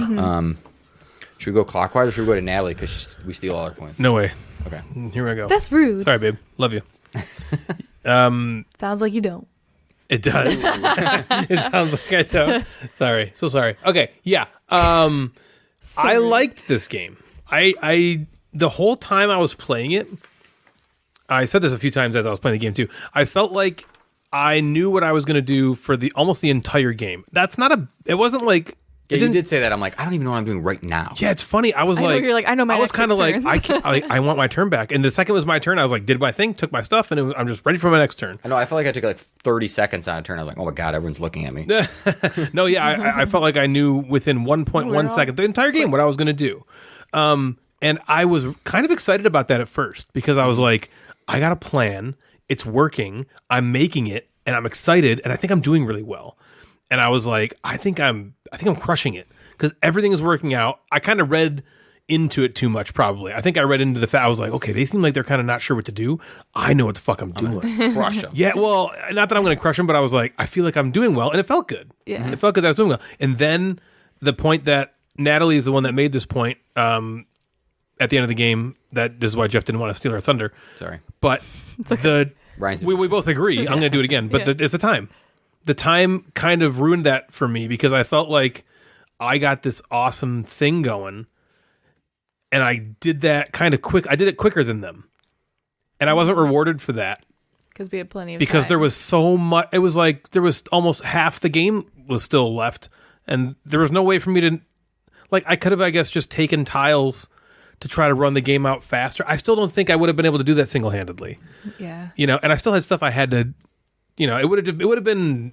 Then you wouldn't be really getting more points. Yeah, I don't know if that would have even helped me or not. So I kind of was like, I was bummed by the end of it because I was like, well, they just fucking caught back up. And there was really nothing else I could do. You couldn't rush to the end. Yeah, I couldn't rush the end. And I think I would have needed to in that situation because I ran out. I jumped out and got 4 of my 5 tiles. I think the more turns that we were getting, the more points we could have gotten with our turns than you would have in the last 10, probably. Exactly. Yes, I got my... Anyway, so that was kind of a bummer, and I think that has to do with the time and maybe some balancing or, just... I don't know if it was just... Maybe it almost felt like not totally ready. Like, that should be something that be ironed out, I would think, in playtesting. Yeah. Like, okay, this probably doesn't feel good. Also, I did like the fact that you basically had a roadmap of your strategic decisions because you get these tiles, these flower tiles, and those are basically your big ways to score points. You can also, get points getting some of the later plant tiles, but really your main points are coming from these flower tiles that you get at the beginning of the game. And I did like that I basically took those 5 tiles and I said, okay, what are the plants that I need to get these to put out. Yeah. So then I'm going to go what for are the the seeds seeds that I that need get to me get those those plants. Right, so it's and easy to know what and to that was my do. roadmap. And that's Yeah. just what I did. That was why my turns didn't take long, because I just followed this plan. I was like, okay, here's my plan. I'm going to do this. So I'm going to get these ones, get this, and get this. And I enjoyed the mechanisms of doing that. I wasn't bored, even though my turns were like, I'm done. I'm done. I wasn't bored. That rondelle mechanism that Jeff talked about, I enjoyed that. I thought that was kind of fun. Yeah, it worked fine. It was weird a little bit, but I liked it. Yeah. You know, like going, I don't know how it made thematic sense, but it was really, I liked it. It was fun. I liked the idea that you could not always get what you wanted because you could only go one further, but you could leapfrog if you're right behind people. Yeah. And you could spend resources to get a little further if you wanted to. Or even you could, if you didn't want like a seed tile, you could just go to that spot anyway and get resources to help Right, and you can get some resources, right. Yeah, there was always kind of something to do. I never felt like, well, this turn is just a complete bust. I didn't feel like that at all. Because at the very least, you can take a tile. And that's always going to be, potentially something that can, affect what you do later in the game. Yeah. So I did enjoy the mechanisms of it, but I think it gave me the feeling of this game called Energy Empire. It's Manhattan once. Project. Yeah. Manhattan Project Energy Empire. I might have played it with you. Yeah, I think once. It was the same thing where I enjoyed the game a lot, but you could do every fucking thing you wanted to in that game. And by the end of it, you're like, your last few turns are like, okay, I don't know, I guess I'll go here and get a point. And I hate that in games almost more than anything. Tension it's probably hard to do in a design, I'm sure. But that is probably the most favorite thing in a Euro game that I want in a Euro game is tension. I want that feeling of like, fuck, I only have 3 turns left. I have 6 things I need to do. How can I either be super, super clever and figure out a way to get it all done at the very last second, or which one of these things do I pick? Mm-hmm. And that's where the best, and this game didn't have that because of that, I think, that timing issue that happened in it. So I agree with Jeff. Good, not great. I liked it. I didn't love it. If someone brought it out and said, hey, I want to play Gartenbau, I'd be like, okay, cool. This is fun. Mm-hmm. But I don't think I would ever reach for it personally. What do you think, Natalie? I really like the look of this game. I liked the process of stacking from seed to plant to garden. I liked the puzzle and the flexibility that you had on every turn. The turns were super quick, so there was hardly any downtime at all. But the same as you guys, I thought it was good, not great. There was nothing wrong with it. I just didn't really get excited about it. And then, the only negative was the length. I think there just weren't enough different things to do to justify the length, as far as like,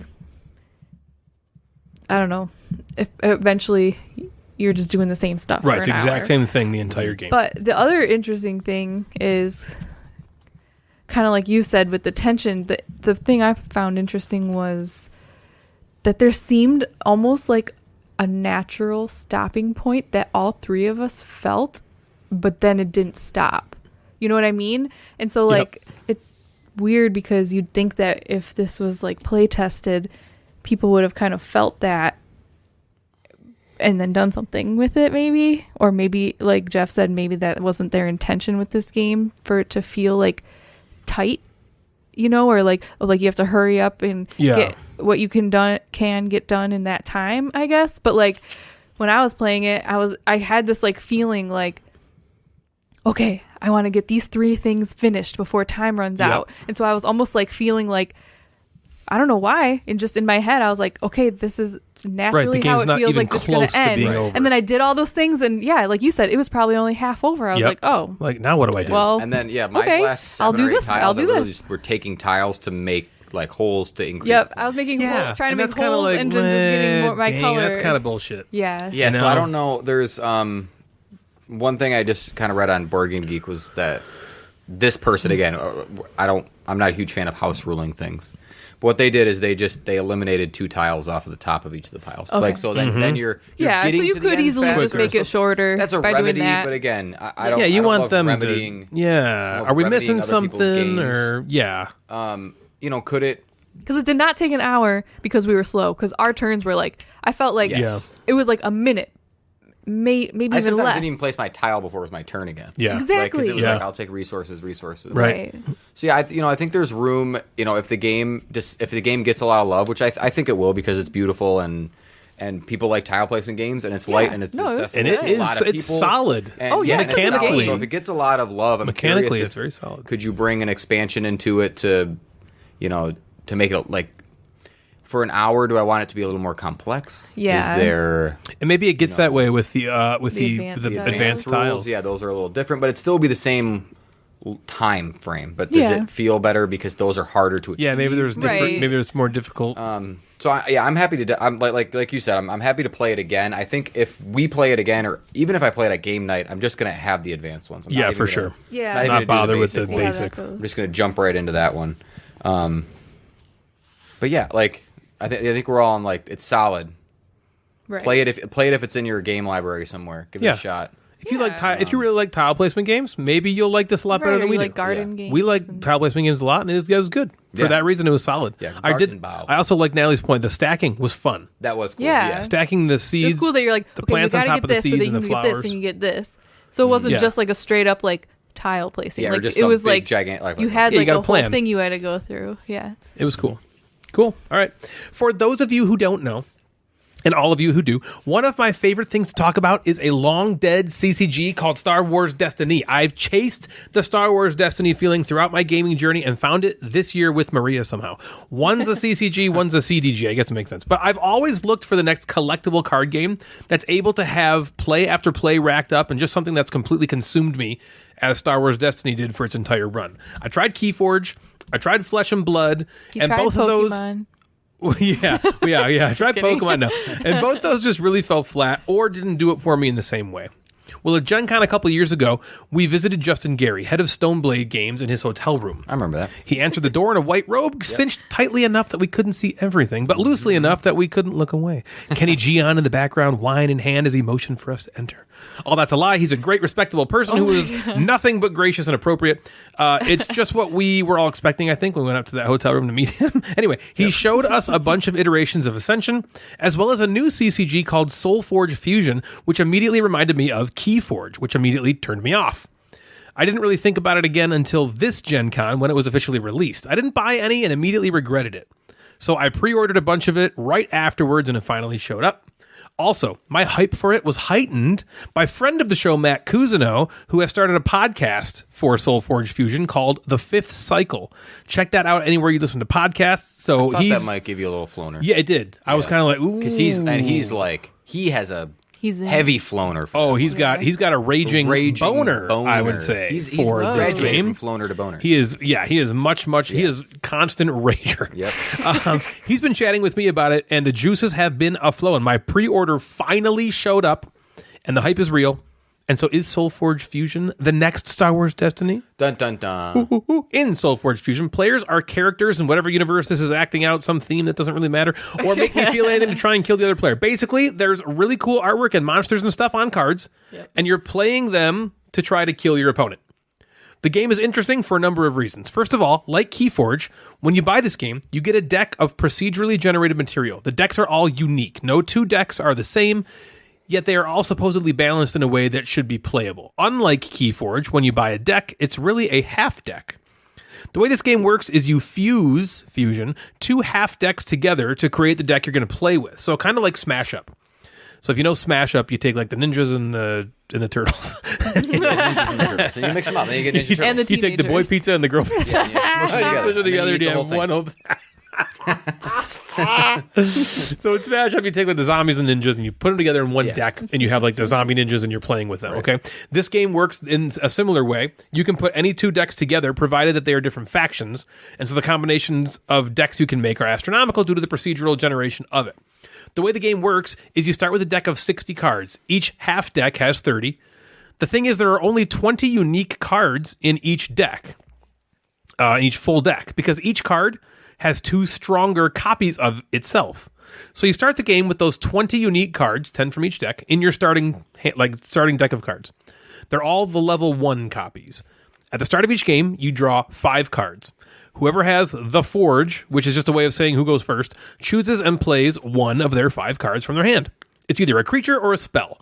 If it's a creature, it goes out onto the playmat, and the playmat's divided into these 5 columns or lanes, each with a spot in the front and a spot in the back. If you have the Forge, or if you go first, the card that you play goes in the front spot of whatever lane you choose. If you don't have the Forge, the card goes into the back spot. If you play a spell card, it just activates and then immediately gets removed from the game. Regardless of what card you played, though, the moment you play it, you go and you find the second level copy of that card in the cards that you are not playing with, and place that in your discard pile. Once the first card you played is removed from the game, either by it being a spell that activates or by a creature being killed, it's completely gone from the game, and now the upgraded copy of it is in your discard pile. Once you run out of cards, you shuffle your discard pile up to make a new deck of 20, and now your deck is stronger, because the same cards are always in it. And it will always be a 20-card deck. But depending on which cards you decided to play in the previous rounds dictates the shape of that particular game. Because you only get to play 2 cards out of 5 each turn. So it's really only 8 cards out of 20 you're going to play each round. So you need to decide wisely which ones are worthy of being upgraded and which ones you want in the late game. The upgraded versions are much more powerful than their lower level counterparts. For instance, you might play a creature that does 5 damage and has 3 health. And when it comes into play, it immediately deals 3 damage to your opponent. Its level 2 counterpart might have 7 damage and 5 health and deal 5 bonus damage. And then the level 3 just builds upon that. It's a really interesting system, if not a little fiddly. So things I liked about this game. This game is really cool. There's a lot to like about it and a lot to sink your teeth into. Card combinations and synergies and which cards to play based on what your opponent has done versus what your overall strategy wants to be of the deck you made. There's a lot of tactical decision making in this game that I really enjoy and a lot of strategic opportunity that are fun to try out and see if they work.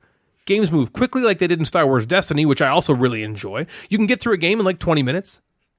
Which Boop, says to be. Quicker if things go wrong, and longer if things go right, and it's a lot of fun to figure that out, especially if things aren't going well. The smash-up system thing is really cool, as is the procedural generation of the decks, which sort of eliminates the back-end deck building, which I did love about Star Wars Destiny, but it also just seems really daunting to me nowadays. I like that you can just buy a booster, it comes with 4 half decks, you smash 2 of them together and see what happens. Things I don't like. So I'll start with some really weird things. There's some weird things about this game. When you purchase it, you can either buy boosters or the starter set. You have to get the starter set pretty much to play, as it comes with these 2 playmats, which you don't need, but are also kind of necessary, 2 forge cards, health and damage tokens, and minion cards that a lot of cards reference. If you don't have the starter set, it's going to be pretty difficult to play the game without that stuff, right? But here's the weird part. The starter set doesn't come with the rules. Yeah, you have to go online to find the rules. They didn't bother to print a basic rule book. So if you go to the store and say, what's this game? Solforge Fusion, and you bring it home, you're going to open it up and be like, what? How do I play this? On the back of the box, there's a QR code that takes you to the Stoneblade website that eventually takes you to the rules. But how fucking stupid is that? Imagine if every board game you bought didn't come with a rule book. It was all just online. That's annoying. It's like, what? And they don't tell you that. It's just, you have to like discover that on the back of the box. Like, oh my God, did I not get rules? Why wouldn't it? Honestly, the only games that I've gotten that don't have rules like that are games that are like going to Kickstarter or preview copies and then a lot of times I'll even get copies that are like, they staple the rules. Like it's on paper, they print it and send it to me. Right. But this is like a finished product. The only thing I can think of is with CCGs like this. Star Wars Destiny is, really the only other one I've played, but Magic is similar too. There's constant errata happening. So my guess maybe is if they print out a version of the rules and then by the next set, or even by the first set being play tested, shit changes. Now you have an incomplete rule book, and so if you go online, it will always be a living... Did Star Wars Destiny have rules book? Star Wars Destiny did come with rules, yeah. Exactly. It's weird. It's weird. They should have just given you a very basic I know the world structure. is full of internet, but you're also like, I don't want to say alienating some people, but like, don't make people do an extra step. Right. It's like that's... And you don't know that going in. Yeah. It doesn't say like on the front of the box, like no rules, make sure you go online. It's like you have to like kind of discover it. Yeah, it's just just really it was weird. I kind of thought it was ick. Yeah. In that I did not like that. Also, there's some fiddly things about the game that kind of bum me out. So I didn't explain a ton about how the game works, but basically you're putting creatures into lanes to either fight other creatures or fight your opponent. When two creatures are opposed to each other in the same lane, they fight. But if my creature does 3 damage to you and you have 5 health, you have to track that health somehow, right? Because it's just on the card. So you can't keep it all in your head because you might have like 5 cards out and all this. You need to keep track of how much damage you have. The starter kit comes with these flimsy little square counters to track health and damage and modifiers. And they're squares. Yeah. Are they? Yes. You actually were like, why are these squares? She doesn't remember. That was just yesterday. She's like, why are these It squares? doesn't matter. Everything before the pizza. Either way, That's pre-pizza. they're BP. dumb. That's BP. Okay. That's the Why couldn't it be pre-pizza just like Star Wars days. Destiny, where like if you got hit, you put that much like hit on you, Yeah, like and then you can damage easily counters.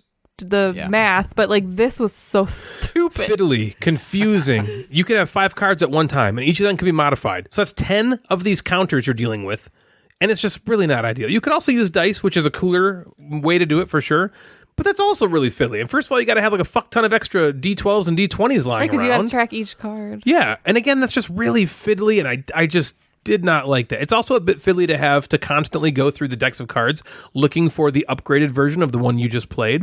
This doesn't annoy me as much as I thought it might when I first learned how to play, but it can be a bit frustrating if you forget. Because every time you play a card, you have to go get the upgraded version of it and put it in your discard pile. Because at the beginning of the next round, you're going to start with 20 cards. If you don't have 20 cards, you did something wrong. Right. And so if you forget to upgrade like 3 cards, you're going to be like, shit, which ones did I play? Then you got to go to the pile of cards that you banished to find out what cards you played. And it could be kind of a mess. It hasn't happened to me so far. I've remembered, but I have to keep reminding Natalie, well, not just because it's not inherent. It's not like natural to you, but I had to be like, don't forget to get that card. You got to get that card. Don't upgrade the card. And then before we start the next cycle or the next round, I'm like, how many cards do you have? Make sure you have 20 because you got to start with the same deck the next time. So it's just stuff like that. It's just kind of fiddly and annoying. I get that. But overall, I did really enjoy this game. The fiddly nature of it, the weird thing about how the rules aren't in the box, all that's goofy. But the game is still charming and fun to play. I play a card, you play a card. I play a card, you play a card, we fight. Rinse, repeat until one of us is dead. It's a fun system. And I actually hope to explore it more if Natalie will let me. So, Natalie, what did you think about this one? Ryan, control yourself. Uh-oh. I think this is the best one of the 4 games like this that I played. Okay, name the 4. Wait, you're saying you like this better than Star Wars Destiny. Star Wars Destiny. Flesh sucks. and Blood, Flesh and Blood, hated it. Keyforge. Keyforge, hated it. Star Wars Destiny, it was okay. So this is the best one of those. Whoa. I I don't know. I'm kind of mad at her. Nah, you should be. Star Wars Destiny. You're kind of mad at me. I said it's okay. I said I hated the other ones. Yeah. That's true. Yeah, so this game, I agree. I thought it was a really cool system. I think the leveling up of the cards was really fun and cool. It kind of made me like look forward to like getting the next cycle. Like, ooh, next time I'll get this and that's even sweeter and I don't know, it was just kind of fun. I liked the deck. I mean, we only played once, so I liked the deck I had. I thought it was easy to understand what to play because you only have 5 cards in your hand to choose from each round, and you're only playing 2 of those cards. And so it's not for someone like me who doesn't play a lot of stuff like this. I liked that because it was kind of easier. Like, okay, out of these 5 cards, what is the best thing to play? Of these 5, are there 2 that I can combo to get me something sweet? And it's kind of easy to see that. It's not overwhelming. It is your favorite snack, hon. Favorite snack. Yeah. So I liked that about it. And I liked, I think that's really cool that you can have, there's like pre-made decks and you can easily try different decks where like Star Wars Destiny. I remember, I mean, not that I ever created a deck in Star Wars Destiny, but I do remember us playing sometimes and you're like, oh, well, we only have these made right now, or else I'd have to like spend time making another one and I'd be like, ugh, Of course. for me. Yeah, exactly. Yeah, so I really liked all that stuff. The things that I didn't like were kind of the same thing. I had similar feelings like I did in Star Wars Destiny of frustration, because you are just trying to Attacking. kill each other. Yeah. That's the whole point of the game. And so when things aren't, going your way, or you're just getting like hit, over and over and over again, it feels bad, so that's kind of like frustrating. And even I feel like almost like, is Ryan surprised that I liked this? Because I was getting kind of pissed off. Yes. He is. He's surprised. And then obviously like the randomness can be a bummer. Like sometimes I'd have a hand and I'm like, oh, these work together perfectly. Or sometimes I'd have a hand and I'm like, this card's awesome, but it'll really only work out if I have this other card and I don't have it. So that sucks. Yeah. And then even though I liked the deck I had, meaning like I thought the options I had were cool, against Ryan's deck, it didn't really like work out great. So like at the beginning of the game, Ryan gave you the crappy deck and took the good one. No, I mean, he I just didn't like know. He so just there was put like random there was ones 4 together. half decks, and I was like, I'll do the purple and the green. You can have the blue and the red. That was kind of how it worked. And Yeah. then, yeah. And so like the beginning, like the first half of the game, I felt like I was like hitting him, giving him a lot of damage. I felt like I kept up. We were kind of even, which was really fun. But then the second half of the game, I just didn't hit him once. The whole second half of the game until he eventually like killed me. And so like that was like super annoying because I was like, just like whooping her butt. I was like, Yes. there's nothing I can do. I'm like trying, and he's just like Because wiping I felt what everything she felt out. at the beginning. I was like, man, we're like neck and neck. I'm like, this feels awesome. That was I was like, this awesome. feels great. And then all of a sudden, I was like starting to heal.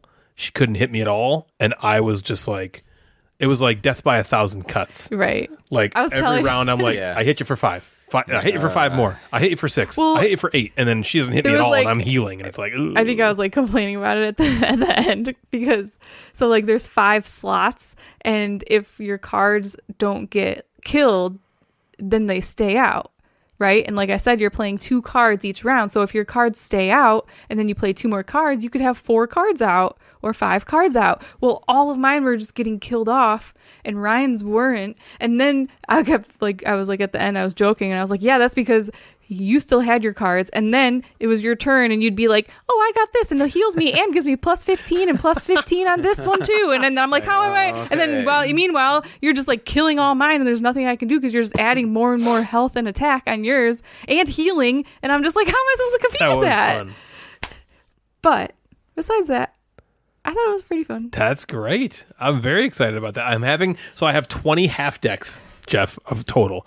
I've bought like 4 booster packs. Each booster comes with 4 half decks. So that's 16 plus the starter kit has 4. So I have 20 half decks. I know absolutely nothing about this game. I played it a few times now, but I still don't know anything. So Matt Cousineau, who does the Fifth Cycle podcast, he's going to. I have all my decks registered on the Stoneblade website. He says he's going to go through the website and he's going to tell me what decks he thinks are good synergies to put together so we can play against each other and have a better time. Okay. So that's cool. so I look forward to doing that more. So that is Solforge Fusion. Cool. Richard Garfield and Justin Gary. I mean, it's Those are pretty names you pretty can't- winning design can't team ignore. there. Yeah, by Stoneblade Games. So Jeff, what else you got, Maine? Last one, let's talk about another 25th century game. Remember how we just talked about that? I do. I remember them. Chad. Gartenbau. Hey, Chad. Green Team Wins is amazing. Yeah, Other it is. games are amazing. Sure. Jeff loves his fanny pack. Here's another one. My Yeah. fanny pack is so fucking awesome. I think I'm just going to wear it to next Gen Con. You should. Yeah. I don't know, maybe I'll wear it to Nerdfest. It's probably so convenient. Oh my god, please wear it to Nerdfest. Just put nothing but like chapstick and trophies in there. condoms in No, it. he puts his little. He can put like pins in it or whatever. Yeah, I'll put whatever I want. He puts his little what in there? Stickers. What is it? His little His little pin. what bird Natalie's, little like, pins. got him, little pins. Take that, I Jeff. ate a whole pizza. Okay, this game is called Longboard. Okay? Okay. This is by the doctor. The good doctor, Oh, Reiner is it? Knizia. Reiner Knizia. Yeah. And Reiner Knizia, if you don't know him, he's made a lot of games and played a lot of games. He's designed a lot. Like hundreds. He's like the hundreds. the Gary Busey It is. of board games. He's in thousands of movies. He's in everything. Yeah. But except he's really good at designing, and I'm not 100% sure Gary Busey's an amazing actor. I think Nick Nolte is the better version of Gary Busey, acting wise. Yeah. So, yeah, Reiner Knizia game. This is a surfboard game. It's about surfboards. Penises. Yeah, I'll get there. Now, okay. They're penises. Players are building the tallest surfboards. Okay. So you have this card that is like kind of for design or for looks is like sand, and then you're building the surfboards out of the sand. Okay, you want a tall surfboard. It's nonsense. It could be like a skyscraper. It could be a dick. Yeah, because do you want a tall is a tall surfboard inherently better than a shorter surfboard? I don't know. I've never been but it's called surfing. longboard. So Come on, maybe you're turning designer a Knizia. shortboard into a longboard. I don't know. see. It's growing from the sand. And Anyway, can you grow a board? Whatever. on your turn, you do two things. You can do two of these three things. There's three things to choose from. You pick two. You can even pick the same one twice if you want. One, add a card from the deck to your supply, which is face up. You can take a card from your supply, add it to your board. When you're adding it to your board, it's got to be equal or higher than the number that was already on the board that you had played. So you want to start with lower numbers and grow your surfboard taller to taller numbers. I mean bigger numbers, not taller. What are taller numbers? If you're number blind, What would be it's the hard to tallest tell. number? The tallest number has got to be, for some reason, 11 seems tall. to 11. me. Yeah, because Yeah. if they stack on top of each other, like, haha, we're taller. We're and then they'd be tall, like really skinny so they even look taller. Yeah, tall fucks. Yeah, anyway. Or the last thing that you can do is you can take a card from another player's open supply, Natalie, You can steal? but you have to replace it with something that's equal. So if I took like an orange surfboard that was an 8 from Ryan, I have to replace it with at least equal number of 8 from my hand for my supply, okay? So you do have to give them something. Okay. But yes, you are stealing things. Your open surfboards are not necessarily yours. They're just in front of you. It's They're not the yours twa until system you again. yeah, stick it into the surfboard. They're not yours Into the until you do sand. that. Yep. Has anyone called him Designer Knizia yet? Oh, We are. My Okay, should we coin that? God, look at Natalie. I know, she's so impressed. That pizza. Am I getting hand stuff that tonight pizza. for that? No, this could be That's could be time that's a mouth 88 stuff for the year. Oh shit! You got a couple really? more weeks left to get to. You're 100. right. We're close. Are you? Well, if you average about 2 a week, it's like 4 more times. That's like My life is in more your times. hands, Natalie. All Designer of his little Designer teeny tiny Knizia. lives. Designer Knizia. Yep. Yeah. So you keep going. You keep doing this. You play cards. You add to your surfboard until you have completed. Someone has completed a certain amount of surfboards. Completed means that surfboard has 7 or more cards. There are some in-game objectives. There are stickers on the surfboard that count as points. You get positive points if the surfboard is a completed surfboard, and you get negative points if it's not. So if I only have a shit. 6-card surfboard, it's not that big. You lose all your sticker points. Ooh. Is it like bumper stickers? They're kind of like cool surfboard stickers. Ron John. Because like cool, Ron like John, yeah. yeah. What's like surfs up, dude? Isn't it like, I see. it's not Ron John. Is that not what it's called? Isn't it like Juan? Ron Juan? Ron Jeremy. Ron Juan? Ron Jeremy? I don't know. Ron. Actually, Ron Jeremy seems No, like it might be a little Juan. more appropriate Ron. for, Yeah. for what these So- surfboards kind of look like. So you and do that. like. So you got to make sure that you're because you can just start all these surfboards, but if you don't finish them, you lose all these points. So you have to kind of make sure you know what you're doing while you're raising these surfboards out of the Yeah. sand. Sure. Okay. Thoughts about it? This game feels like designer Knizia made it. Yes. It feels It's like that's catching on. This is Battle Lines. This is Totally. Lost Cities. This has this player interaction, this open like knowledge. I love Lost Cities. This Lost Cities is great. This has the mechanism where you're playing. You have to play the cards in order. They could be equal, whatever. It's okay. It's good. But it feels like that, and it feels like he designed it. You're like, you would play this and be like, this is one of these short Reiner Knizia games. Yeah. Designer Knizia. I think it's solid. Designer Knizia. It's You should solid. It's email quick. him. It looks nice for what it is. I actually like that there is open information that you kind of can like check out what people are seeing. It takes away a little bit of the sneaky thing that we do like in games where I have like, ooh, I'm saving this card. Yes. But it also you can see everything. There is you don't feel like someone is going to beat you to the sneakiness, which that's okay. I love the objective cards. That is something that Lost Cities doesn't have, so it adds a little bit of something there. Things I didn't like, and this isn't necessarily not liking it. You cannot play this game and not look at this. This game has dicks all over it. I mean, and they're growing. This is a game about dicks, and Yeah. I don't understand. Like this got through numerous Longboard dick layers game. of playtest. It's a rounded top surfboard. It looks like I'm going to look it up. you can't play this game and not go, these are dicks. Oh, then they're growing. These are growing. This You're is- growing these dicks. This game is erecting. Yeah. This is a game. You need to about- have a this is penis game. 7-inch cock, or else you lose. Yeah, this is a penis If game. your cock is not And, 7 like, inches long, right? Is that what it is? 7? I think 7 cards? 7 cards. Each card is an inch. And could it be could it have been skyscrapers? That's still kind of dick-like, but like, do you go skyscrapers and then each, like, maybe the one card, it looks like a frame, and then it's like building up? Could you made it look like that? It totally looks like a dick. It's dicks. You can't play this game. It's very phallic. Not It's go, because it doesn't "This have is the about bottom dicks." of the surfboard. Right. It's not like Because round it's on buried in both the ends. sand. Right. It's only round on one Like, end. the only thing it needs Right. is just balls. Yeah. Like, if you drew balls on the sand card, it would just be... Why does it have to grow out of the about stand? Why penises. can't you just make a long one? Yeah, why can't it go horizontal? Right. Why does it gotta go vertical? That's hard to not hard. That's hard. It's hard. That's if you played this game and you didn't think about penises, good for you. You are a better person than I am. I don't want to know you because Yeah. I only want your people to brain think works. about There's penises when you shit do this. that I don't. Well, yeah. Okay. Yeah. Gameplay stuff. If I'm playing with two people, I'm playing Lost Cities. Okay. Okay. Because I like Lost Cities. Yep. This gives you a little bit of Lost Cities feel in like 3 or 4 people, which is very cool. Losing your card can be annoying because you feel like it's your card. You drew it into your personal Yep. thing. You also can feel sometimes that you're setting up other players, which sucks. So if you take both your actions and add a card from the deck to your supply. So I take a card, I put it in my supply. I take a card, I put it in my supply. I feel like I'm setting up Ryan, who's sitting to my left. Yeah. I feel like, oh shit, I just drew that red one. He's going to take it. I'm fucked, right? And now he knows what cards I need, and he's not going to give me those cards, right? So what that does is it does create some moments where you shouldn't be drawing a card as your last action.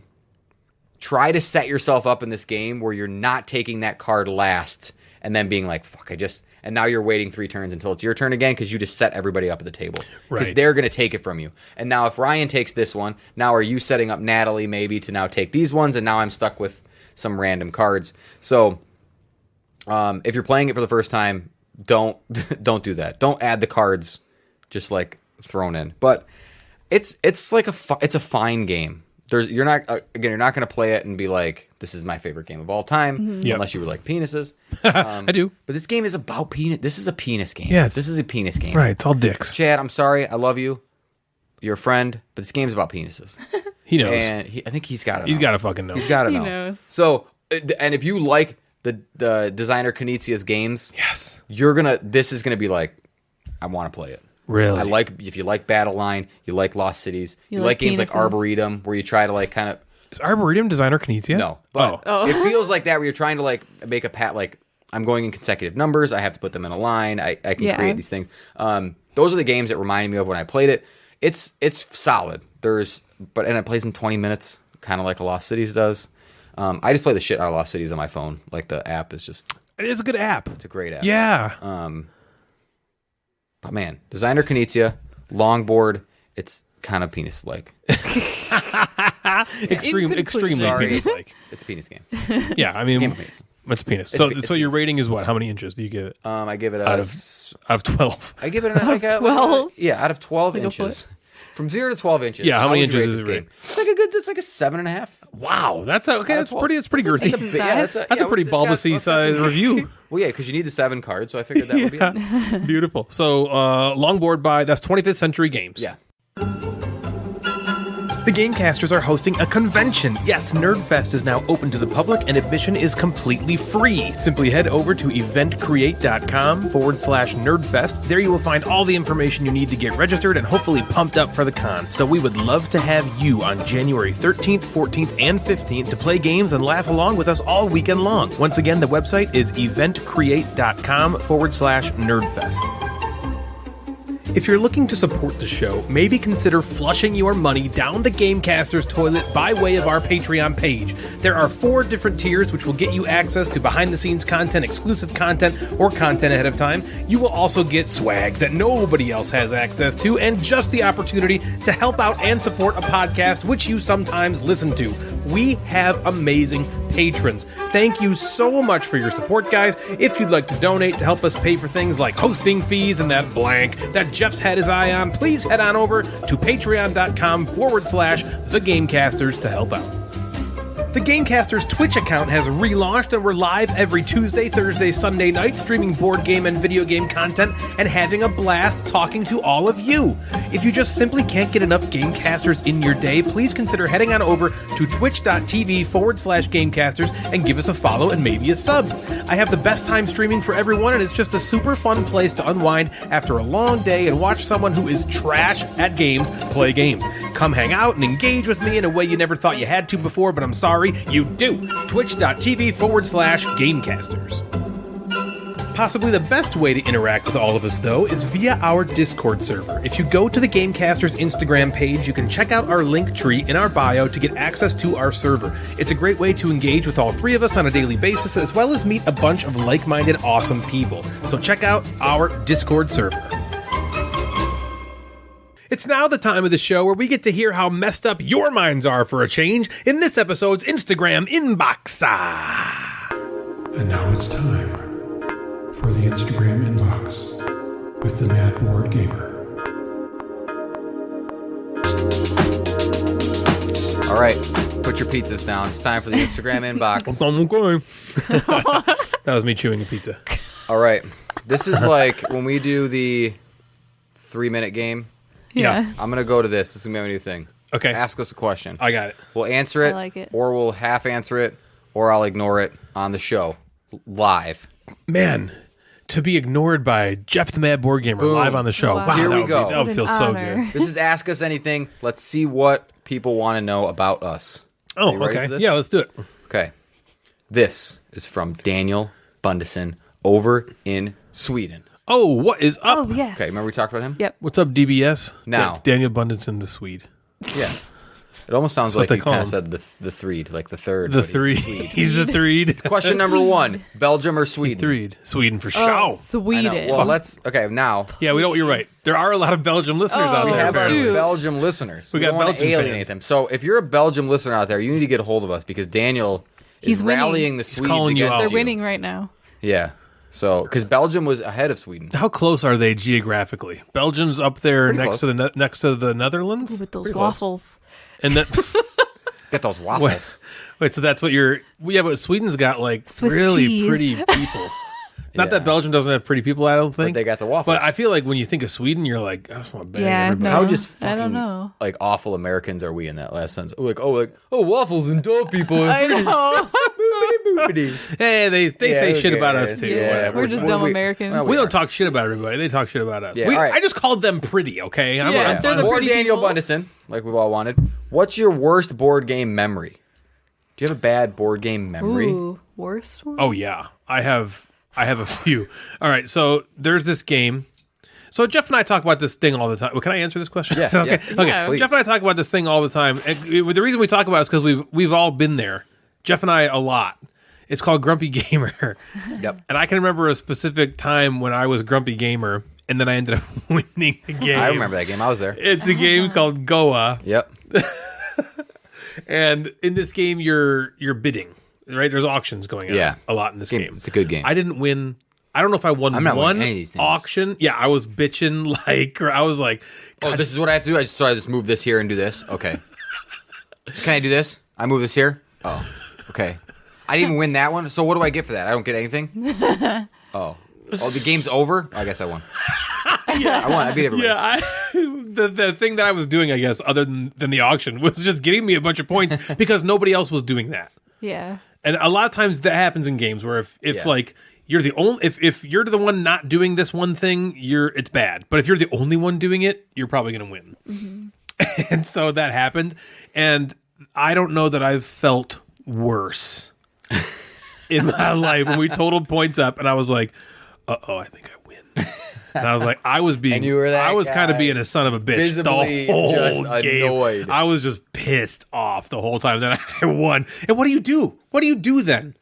You're just like, Yeah. oh, Yeah. Just eat your okay. shit. And That's what you everyone do. else is like, you goddamn mother. I think that's the time I felt the worst Yeah. playing a game. Yeah, I understand that. Yeah. We've all been that Oh, yeah. grumpy.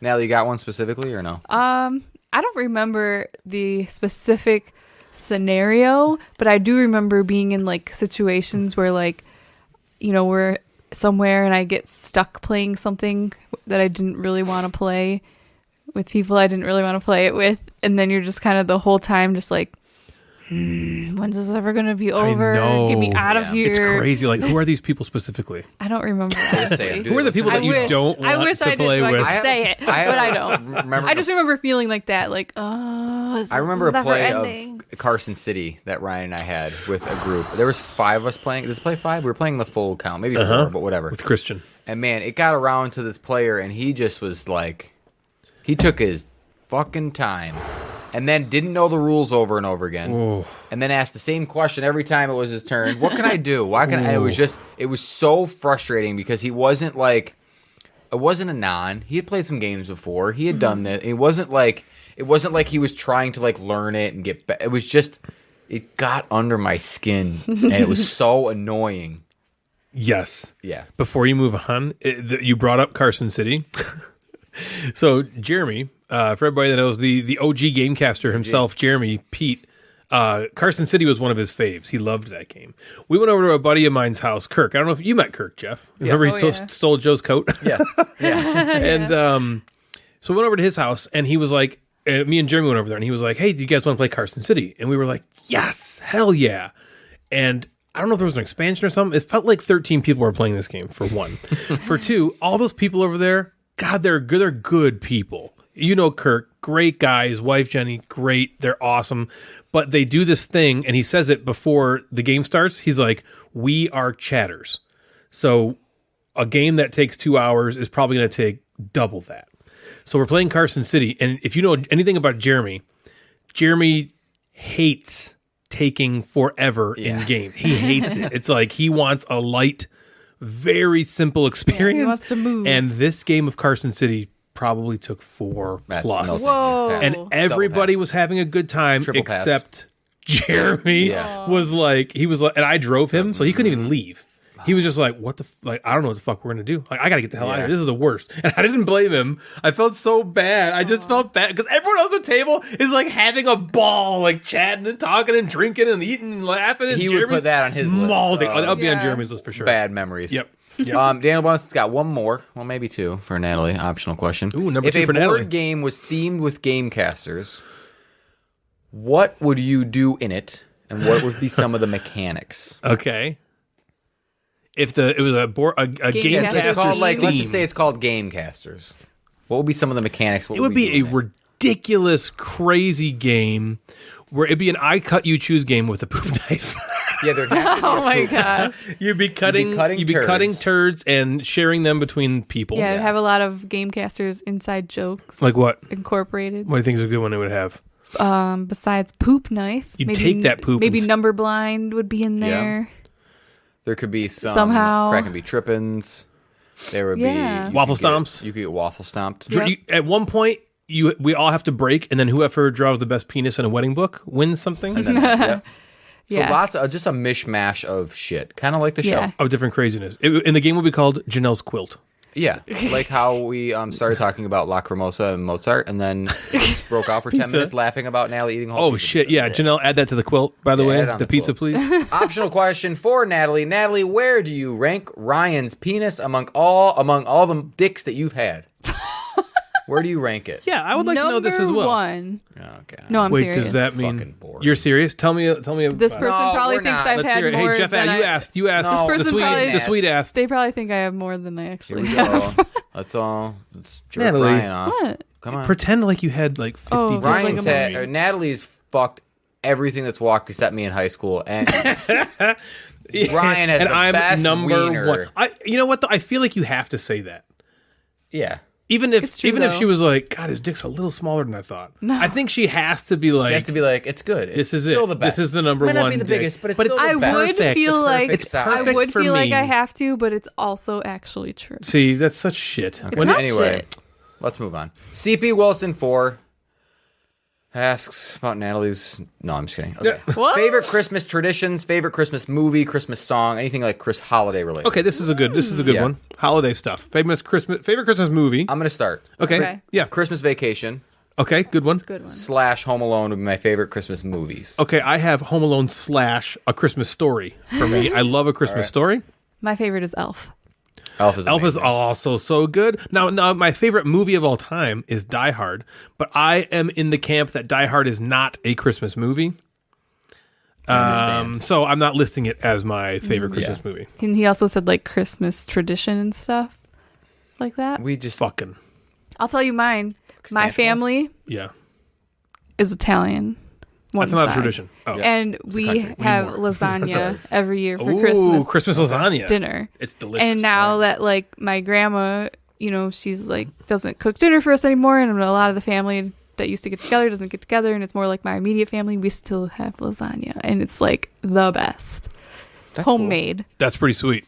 Yeah, we haven't we're probably starting to try to develop some with just like our family. Yeah. We don't do like the open a present on Christmas Eve. Some people do stuff like that. Yep. Or We don't do that either. We don't. I think Devin gets some matching pajamas for us. People, that's like kind of a newer sort of tradition. Yeah, it's so like a thing now. I think as like my son is now 3, so Jack is 3. I think now he starts to understand kind of this whole like Christmas thing. We'll start to Yeah, it's fun create for him more now. traditions Yeah. of like Devin and I would drive around neighborhoods and look at like Christmas lights and That's Yeah, ours. we've done chocolate stuff that, like that. yeah. That's ours. You just That fucking kind of stole mine. stuff's cool. Yeah. They're, Shit. people Damn it. do like That's what I was the gonna say. pickle. Well, just think about your penis. It's on the the best Christmas analogy Yeah, tree. I've you're right. seen. Number Looked one. at, It's touched, number and one. felt, and She said it was had. perfect. Yeah. It's perfect for I've me. told you that Perfect. before. I know. Fuck. Sean a bad Rising sign. says, have any of you designed a game, even in your head? Okay. If so, do you think you'll ever try to create it? Ryan, do you want to start? I'll go first. I'll go, and then So, I'll tell you about Sean- the brain. I'll tell you about the game in my brain. I actually have a game called The Samurai that is currently on Tabletop Simulator. If you want to play it, we should play it together. That'd be really fun. And Jeff has actually gotten me a meeting or two with some publishers to shop it around. And so it is, I would love to sell this game or have it published. I go in kind of design spurts because I have a few other designs too. One called Blue Whale, one called Justify, that I really want to get With Timothy Olyphant? kind of moving. Yeah, with Timothy What's Olyphant. the one with Blue Whale. No, there's like another one that you did. Yeah, probably. Like the Minefield. Minefield. Minefield was the first one I ever That's did. I don't think it Minesweeper. works. Yeah. That's on Microsoft. Yeah, I think I've abandoned Minefield at this point. It just kind of didn't work, so I just got rid of that one.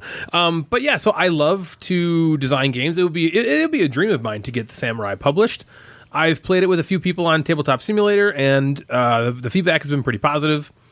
I just need to kind of continue with it and Yeah. find the time to do. Now, you something. design any games?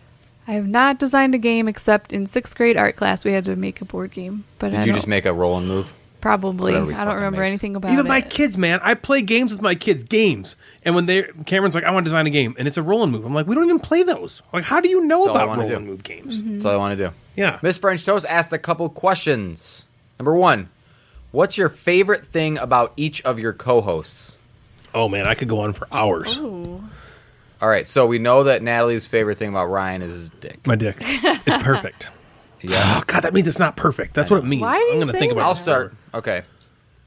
My favorite thing about Natalie is I think Natalie is one of the most like easygoing people, and I like that about her. Yeah. I think that Natalie is fun to like joke with and be around, and not only can like take a joke Yeah. from Ryan and I, but can then like dish it back. And Yeah. I like that. I look for that in people. And as Lauren would say about Ryan, Ryan is one of the funniest people I've ever met. And have you seen his penis? Because it's just wonderful. It's perfect. Apparently, This is a perfect- wonderful. apparently it's perfect. God, that means it's not perfect. I have a 7-inch surfboard Surfboard wing. in my pants. 7 cars worth of penis. in my pants. All right, I'm gonna go next. Okay, this is gonna be a fucking slobby knobby circle jerk Oh, boy. here. Slobby. But I'm gonna Are echo we that. I'm all gonna say the same thing that crying? there's few people in this planet who can make me laugh like Jeff can. I mean, just rewind back to the pizza talk. The way that he delivers normal speech, I don't know how he does it. He just says anything, and it's not even. A lot of times he won't even say a joke. He just says things. The way he said, "Let's eat a pizza." That's not a joke, but it's the funniest fucking thing. He makes me laugh. There's times he'll make me laugh, and nobody hears it but me, and I get pissed that nobody else hears it because I want other people to be It's like, almost purposely "That was directed good." for only you to hear it. Yeah, and I look around the table. I'm like, did no one fucking hear that? That was fucking hilarious. And yeah, so there's very few people that make me laugh like Jeff does. But obviously, Jeff has more larger, bulbousier qualities than just his humor. But that's the thing that I just love hanging out with Jeff. it's always just fun, and we just have a good time, and he's easy to talk to, and it just fits right in your mouth really easily, which is awesome. Well, thank you. Yeah, and I mean, God, I could go on for days about Natalie, and so I won't. And Natalie, I don't think you should say anything about me. I think you should go right to Jeff. You don't want to say anything about me? Do you want me to?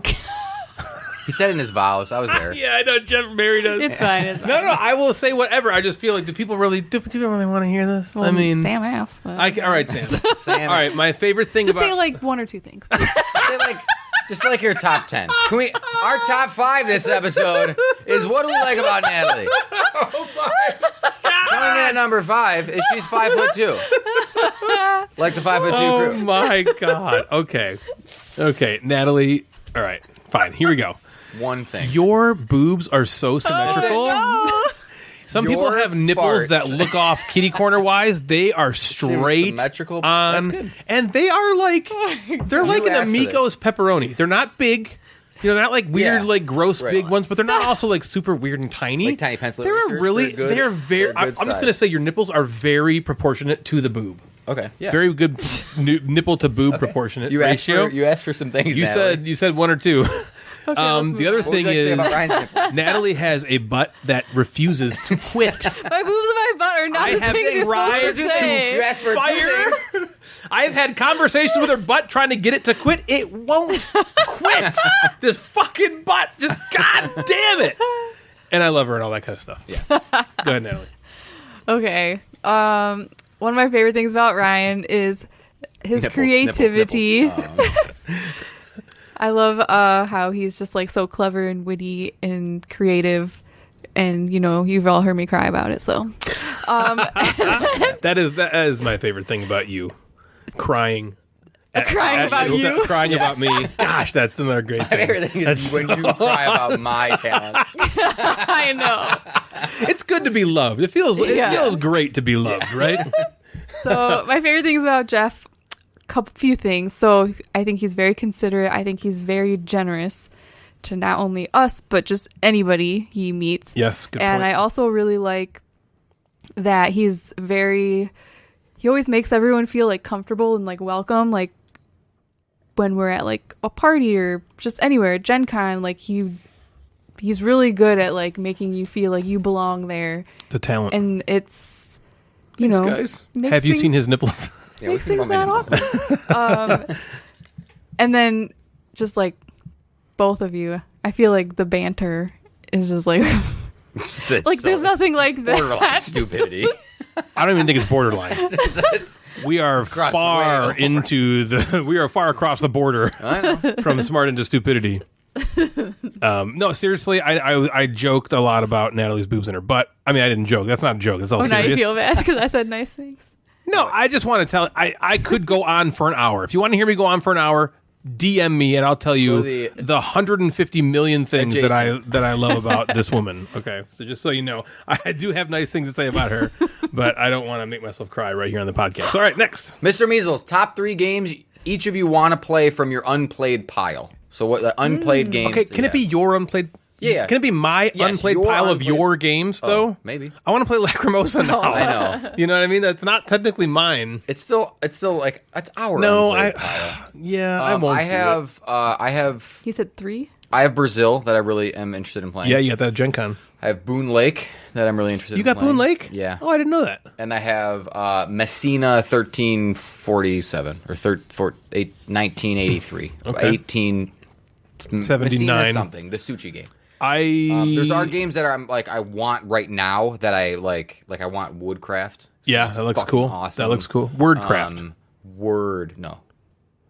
There's Woodcutter. Woodcutter. Is that what's the Okay, Suchi game? and there's I want? Wordcraft. No, I want the Suchi game. Okay, Wood something. Woodcutter. I think. Whatever the penis one. Yeah, I'm gonna look it up. Yeah, wood. Maybe it's Woodcutter. I think it's Woodcutter. I think there's Woodcutter and Wordcraft. What's the new T game called? I want that, but that's Toletum. not my unplayed game. But all right, what are your unplayed that you wanna? Play? So one that I have, I've had Brass for a while. Oh yeah, I know it's funny. I don't really want to play it, other than it's like the number 2 game. You like want to Yeah. see what you're missing out on. Yeah, I agree. Is it called Woodcraft? I can't find Woodcutter. It's gotta be one. Gotta be one name. Woodland. No. No, it's one word. Wood. Woodcraft. It is woodcraft. I think there's also wordcraft. That's a different game. There is wordcraft. That's what I thought I of. want nothing to do with work. Okay. Anyways, so Brass. So Brass, I want to play only because it's kind of like Paladins of the West Kingdom was for me, where I was like, everyone seems to fucking love this game. I'm not interested in it, but I should play it. Yeah. Yeah. It's the number 2 game of all time on Board Game Geek. I should probably play Brass. So we have Brass. Yeah. And also PAX Premier 2nd edition. I won from a Board Game Geek auction. And I really want to play PAX Premier. I've heard a lot of great things about that as well. And then I think the Shivers is probably. Oh yeah, that's. I've been anticipating the Yeah. Shivers for so long, and then an honorable mention goes to Tyledum, or however you pronounce that, because whatever it is. T games are my jam. Yep. Yeah. Natalie, unplayed. What do you got? Well, it's unplayed for me. I want to play Viticulture, Yeah, Oh, yeah. and I want to play Weather Machine. yes, Dang it! yeah. I'll play Weather Machine too. I Good had another call. one Good I wanted one. to play that it just like slipped my mind, but I had it. The Great Wall. No, Ostia. definitely no. No. Not the Great Wall. Dang it! What is it? I don't know. Pops in your brain. Frosthaven? Let us know. Yeah, it's probably Frosthaven. Oh, Definitely. Tales of the Arabian Nights. Nope, that's not the one. Nope. No. Was that I it? want to No, play it wasn't. that. No. It wasn't that. Crap! What is it? Well, you'll figure it out. All right, let's move on. Okay. Mick says this is in the poop knife vein. Okay. The poop knife vein. Yeah. Well, wouldn't it be polite to also use a spoon and a fork? A poop fork. LOL. Discuss. Nah. All right. Mick has another one. What are your next level goals for the podcast brand gaming as a hobby with us in general? That's a great question. Probably Nerdfest. No, I have. So I don't think that we're stale. Okay, I don't think that. I want to preface this by saying I don't think that we're stale. However, I want to evolve our show. We have had the exact same formula now for a very, very long time, and I want to add a new segment or two to the podcast, and that will happen in 2023. Look for a new segment, a hot new segment coming out. I don't know what it is yet exactly. Hopefully it's hot. because I've we been don't know what it is. brainstorming. Yeah, I've been brainstorming a little bit to think of what we're going to unveil. I'm not saying we're going to eliminate any segments that are current, but we will swap out some more. I want to be more variety. Really, I want to constantly be evolving and thinking about different ways to grow the podcast. However, if he's talking about external things, yeah, I think Nerdfest is. We'll see how it goes this year, and I like growing the brand that way. But mostly for the show, and we've also talked about potentially if we have the gumption to do video in some way. Yeah, yeah. Yeah, Whether that'd it's be just recording the podcast Or just some shorts. in a video way, or doing some skit type material that we've had ideas on, or just more content, not necessarily as an adjacent episode. Yeah. You know what I mean? But like I more like we've stuff. talked about the idea of Right. like expanding our merchandise. Yeah. Something that would be cool. Right. Yes. point. Into just like a little more like inside stuff about like you listen to the show, you would know this kind of stuff. But that's like growing the brand. That's everything. Natalie, anything you want to chuck into that conversation? No. I agree with all of I those. have stuff, but I don't want to. I don't want to share it. My friend and Devin's best friend, Lauren, Mama and Mary Kay, What over up, on Instagram. girl? She just said you should do some FMKs of board games. Okay, we've And I done was that. like- We have done that before. I was like, well, give me some FMKs, and then she never got back to me. So anyway, She's like, shit, board games. What are those? I don't know and that. then Janelle went absolutely fucking bananas. Oh, right. And sent me a bajillion. Oh, that But she hasn't sent happened me in a a while. bunch. She sent me a bunch of Would You Rather's, and I'm going to not do that because we're going to do Would You Rather's on a different Okay, save them. segment. But you'll Going have. But we to- will keep these. We'll Yeah. keep them, and when I forget, just remember them. Okay. Janelle. Okay. She asked us, should pineapples be on pizza? No, fuck no. No. I like it on pizza. No, good Natalie. for you. Yeah, that whole The pizza you ate. Gamecasters. The Gamecasters 2-1. answer is no. No. Oh. What about nuts and brownies? Nah. That I'm not as That doesn't upset bother me. about. It doesn't bother me, but I'd prefer it. I'd not prefer. to have I'd. nuts. You know what's tough, Janelle? Have you didn't have Janelle's cookies last year? Janelle probably makes Is that like a sexy thing? insane. She made yes. cookies from Jan- scratch in our kitchen. You haven't had Jason's spinach smoothie. No, I did not have his spinach water. They evened each other Heard about out. it. Yeah. I am not as against nuts and brownies. However, I agree with Natalie. If given the chance, I would say no. Okay. Do you cut your sandwiches into triangles or rectangles? Triangles for show. Yeah. I used to be a triangle person, and I got lazy where I went through the stage where I just didn't cut that shit at all, and I was like this barbarian. If I do that too. Oh. If I cut it in triangles. Yeah. But I not triangles. I just cut it one diagonal. Yeah, one diagonal. It's like a I not like an think It's I- a really good, satisfying biting it from the corner. You can just go Right. Yeah. In get the a huge rectangle, bite. there's no set. I think I only cut a sandwich at all if it's a grilled cheese. If it's like a regular sandwich, Yeah, I won't just cut fucking it. eat that shit. Yeah. Bubba wants to know where our holiday album is. Yeah, Oh. okay. I do have that coming. Possibly next Okay. week or never. It might not. I'm not sure. It might not happen on the show. I might just release it into the Discord or Into the world. into Instagram or something like that. But I So do have TBD. It's not going to be like last year where On there your was. I SoundCloud, think we had just 5 of download them. it. There's only going to be like 3 max this year. Cool. Bubba also wants to know what is our experience with and our opinion of Magic the Gathering or any trading card game in general. I played very little Magic the Gathering. I played Magic when I was like 10, 12. And I remember because like Joe would collect it and I kind of played a little bit. And I never like, I feel like I played a lot then for like being 10 or 12. Like, Yeah. Right. That's not like a lot. Like I played board games now. But then I just kind of stopped and I never got back into it. I felt almost lost. I felt like I would be drowning if I got back in, or I wouldn't put enough time or effort into getting back into it right now, or the money. Let's just say I had infinite money. I still don't know that I would just jump back into it Yep. because I feel like I'd be like, all right, you got to teach me how to do the time whole thing sink, a again. money sink.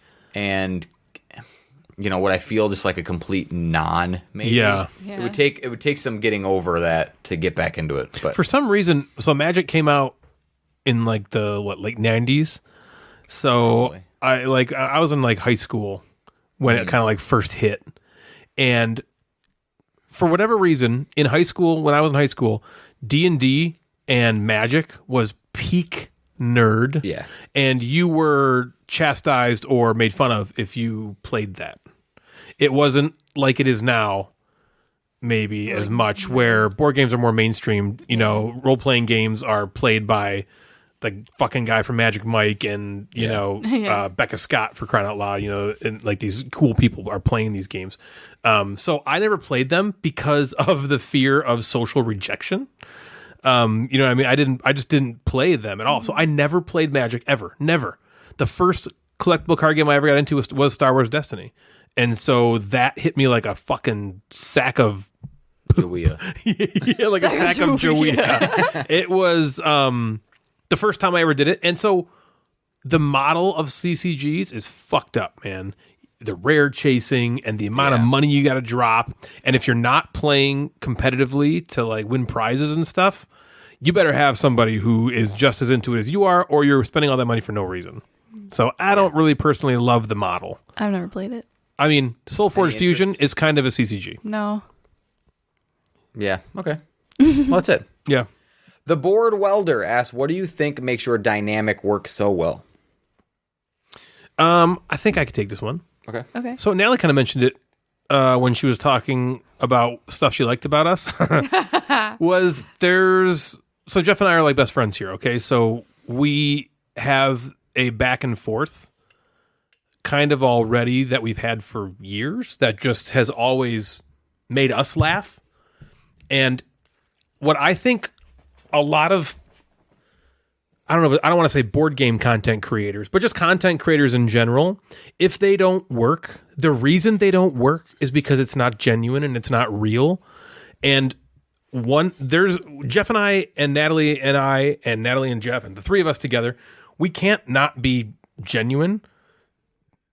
And so the thing we just did about the fucking pizza, that's just us as friends fucking around I was laughing. gonna say it's genuine because the way we act on the podcast is exactly how we would act if there was no microphones in front of us. Because, for example, that pizza thing, we weren't recording and like we were acting that same exact way. We were dying.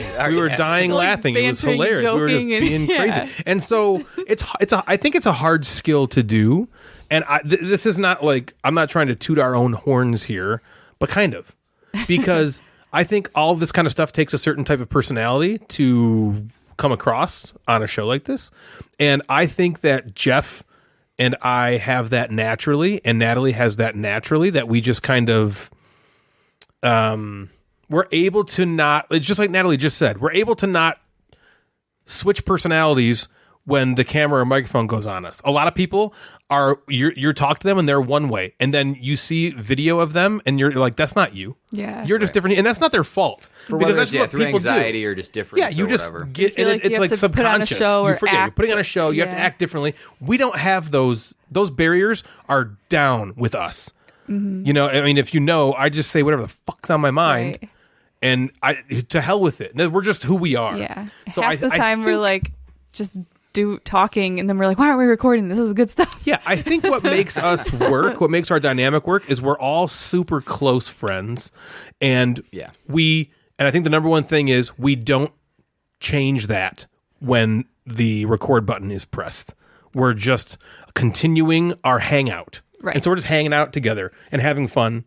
You know, and it's like when the mics go off, we're still doing it. And there's times where we've done that. I've cut the mics off, and we keep talking, and I'm like, "Fuck, we shouldn't have cut the mics off yet. This Well, is that's good always stuff." Something we've like tried to like pride ourselves on is we want you to feel like you're sitting at the table with us. Yeah. Like in the car, if you laughed at that stupid piece of shit, you were laughing with us, right? Like you were here with us, and that's always kind of what we don't want to feel like we're talking at you. Like we're with you. We're like talking. And that we was, were like, something we were thought. genuinely making ourselves. Jeff was doing that to make me and Natalie laugh. Yeah.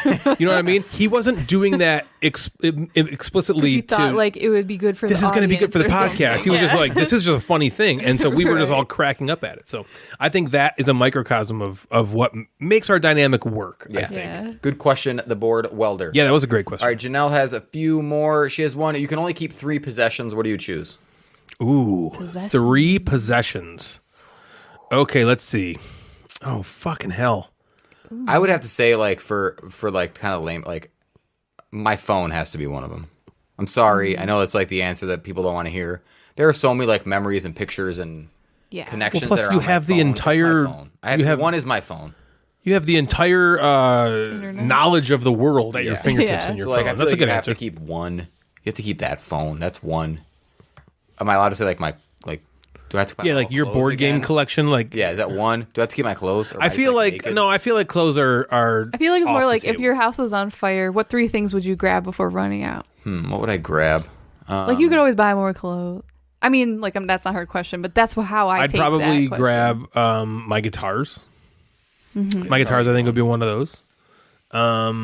Gosh, I know it's hard. maybe my computer. I'm suddenly realizing I don't children. really care about stuff that much. Is that Yeah, I kind of agree with you. I don't know if I give a fuck about most of my stuff. Right. yeah? Like are my children Like safe? my Can I grab Yeah. my pillow. I don't know if I call them possessions. I really love my pillow. Get over here, It's you're hard for me to mine. find it. That's true. I've had the same pillow for like 20 years.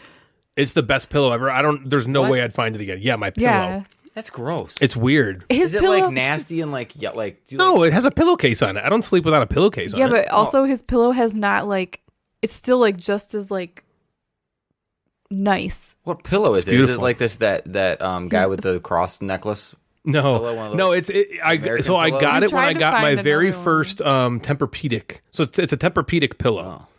All right. But yeah, no, it's clean because it just has a pillowcase on it forever. Yeah.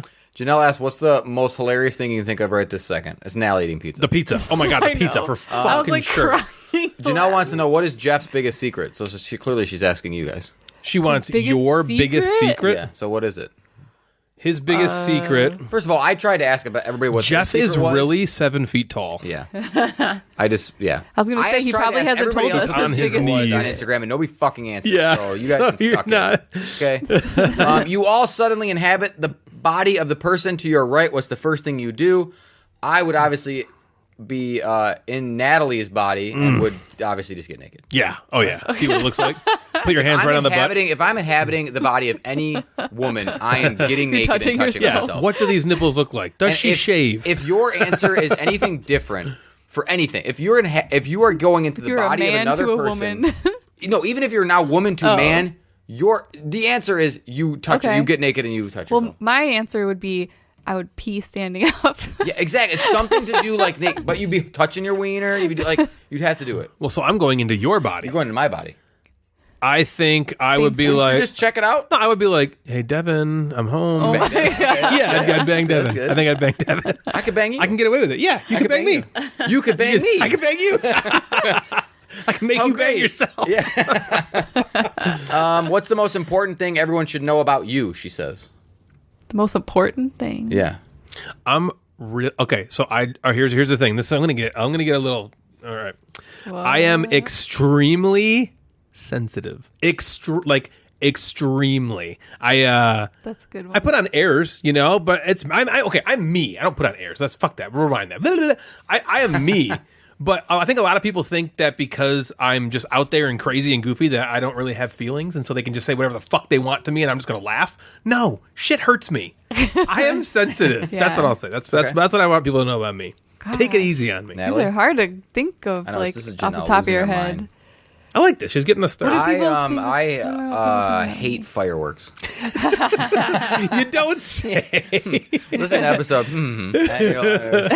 So if Jack has a sparkler in his hand, you like, no, take it and throw it on the ground. Yeah, or a sparkler's what's okay. something like the most important thing. people Most should know important about you? thing about me? Your butt refuses. My butt. to quit. Not one butt Shit just of hers won't has quit. ever quit. How about this one, Natalie? Who is a character most similar to you from any book, movie, story, or show? Ooh, I like and that. not that child's book that you found yourself in. That one doesn't count. That's one earlier. That character of just a picture of a Yeah, child? a character that's similar That's to you. similar to me? Gosh. What in the world? Ryan Reynolds in anything. Ryan Reynolds. Ryan Reynolds is similar to Nude. me? No, No, to way. me. Yeah. Oh. What about Green Half of his Lantern? name is me. Yeah, he is similar to you. Let's see. You said book or TV show or Just movie? anything. just Any anything. What character. similar to you? Harry Potter, Like looks or personality? Hermione, or both, or neither? Both. Oh my gosh, Hermione. Oh, yeah. I don't know. Your first erection. Hermione. I feel like I'm unique and no one's like me. Nice. Thanks. You are you. Wow. I agree. I don't know what my No one's got your butt and your nipples. God, stop talking about my nipple. nips. There's some teacher in some random show that I'm like, hey, that person's kind of like me. Who is it? Gregory. Gregory. You're just like Abbott Gregory? Elementary. Mr. Gregory. You are like Gregory. Just like from Abbott Gregory. Elementary. That's a good show. Yeah. Is Gregory like the really nerdy white guy? No, Thanks. Nice. he's Thanks. Was he the the Spirit King? he's the one who was in He's Everybody Hates Chris? Yeah, Oh, yeah, that he's guy. great. Okay. Jason Lee? what? Everybody Jason- hates Chris. Oh, he's from- That's the one about with Chris Rock. Chris Rock. Yeah, it's like Chris Rock does. But it's And like Terry the, Crews. the boy. Yeah, yep. The boy. It's Chris Rock when he's young. Okay. But he's an adult now and he's a teacher in this TV show. Okay. Cool. Swoozle wants to know, for all of us, what's one thing your co-hosts are dead wrong about? Okay. Jeff is dead wrong. Ryan's dead wrong about me liking compost. Okay, fine. Natalie's dead wrong about me liking Will and Grace. Jeff is dead wrong. What is Jeff dead wrong about? What do we? Is Jeff have we ever ever? wrong? No, is it Has like- Jeff ever he left? always Has right? Jeff ever left our house and you and me have been like, he was dead wrong about Fucking this? idiot. Jeff was wrong. I'll tell you right now, I've told this to Ryan once before in the last year or two. Ryan once told me that the worst thing about me is that I used to like Matchbox 20. He's All dead right, wrong I'll about maintain that. Yeah, okay, so Jeff's you get dead that one. wrong about Matchbox 20. I don't even remember that. That's that. hilarious. That's funny. Yeah. He's dead wrong. What is Natalie dead wrong about? Natalie's dead wrong that I eat worse than she does. No. But what if we have a pizza? I feel like you That's think what I'm I was saying. dead wrong about a game you guys like and I don't. or Something about something. Natalie like giving my buttons away or not wanting to be on my like. Natalie's dead wrong about Golf not wanting to team. fuck you. In Yeah, what high was school. that all high about? Fucking rude. I told her that you left, and I was like, just fuck him. Yeah, Okay. I know he did it. It's not real life, okay? She's like, well, I was a little flustered. I'm like, just say you're gonna fuck Jeff. That's all you gotta do. Just fucking say it. Miss French Toast would like to know if Natalie wouldn't do Jeff in high school, who would you do, Natalie? That's not what she That's what it said. says right fucking here. You're Let me dead see. wrong about it. It says it right There you go. You're dead wrong. right there, dead Oh, wrong. Sam. It's like we planned So it. who would We're gonna you have a do? chat. And don't say Ryan because Ryan had enough sex in high school. Who would Yeah, I had do so in much high sex school? in high school. Who would you have done from in my high school? Yes, I want a name, and I hope this person listens. I want a name from someone that went to Farmington Harrison High School. Who that did you I would've like fucked. in high school? Yeah, because you were basically with your ex-husband in high school most of the time. So who would you want to Yeah. fuck? Who would you look around and be like, I want to? Yeah, I want to fuck that guy. And meanwhile, Yeah. Jim Gamer wants to know if we could change one thing about the industry. What would it be? So think about that. You tell us who you want to fuck. Dang, I'm honestly like struggling to think of. High school is just to me is just like Who Just cares? pick someone to fuck. You had graduated 500 people. Okay, You can't fuck how one. You could name about- somebody. We wouldn't How even about know if Drew they Stanton? existed. Drew Stanton? I don't know. The Michigan He State went to quarterback? Michigan State quarterback. He was on the Lions. Yeah. And you went, yeah. So you would fuck him? Yeah, because why not? Wait. Because How do you even know he exists? he was in my high school. Oh, right. I forgot he went to your high school. I forgot about I that. remember him. One thing from you could school. change about the industry, what would it be? Okay, so if it's the board game industry, I have stuff I would change about the board game social media. I've been hating Instagram lately. I've been hating I it. wish there's well that's I wish part of Reels me is didn't hating- exist. Well, yeah, that's hating social media. I know it's not the industry, I but think I still something I want about, to change it. I don't know specifically what I'm not liking about it, but the massive amount of like Kickstarter wave is bothering me a little bit. Everybody is not a game designer, and Man, that's been going on for so long. I like that Kickstarter exists to allow games to go out there, but man, it's just like fucking flooded at this point. Everybody makes some card game that's called Poo Poo and Pee Pee, and it's like a haha game where you play like it's all the same. Stop. And Kickstarter is allowing for amazing games to get published, but also allowing for every other fucking game to get Yeah. published and put out there, and that's a little annoying to me. So that's what I would say is maybe. Yeah, It's on my nerves. I fall in. I agree with that. I agree with it, but I also at the same time I'm like, I don't know if it is it hurting the hobby. I don't I don't know. think it's You know what I hurting. mean? Like, it just bugs It's me. hard. Yeah, for sure. I'm trying to think of anything I could think of about the actual industry Yeah, I can't think that of anything I about dislike. the industry. I would love necessarily. I would love prices of games to start plateauing or Yeah. coming down. I think about this in just can everybody have board games? And there are some games that the answer is no. And because sure, components are great and all this kind of stuff. Does it need to be? Does every game need to be $120 like the Eagle Griffin Deluxeified stuff? No, not everybody needs that game, but things can get expensive, and that's can be frustrating. Like when we were growing up, video games for PlayStation, they were everything was $50. Now everything is $70. So it's like, Yeah, I get mean- things creep up. It's Yeah, I get it. I agree with that too. Because I mean, inflation for sure. Like $70 is probably what $50 was back then, Right. You know, but there are a lot of games you talked about Kickstarter.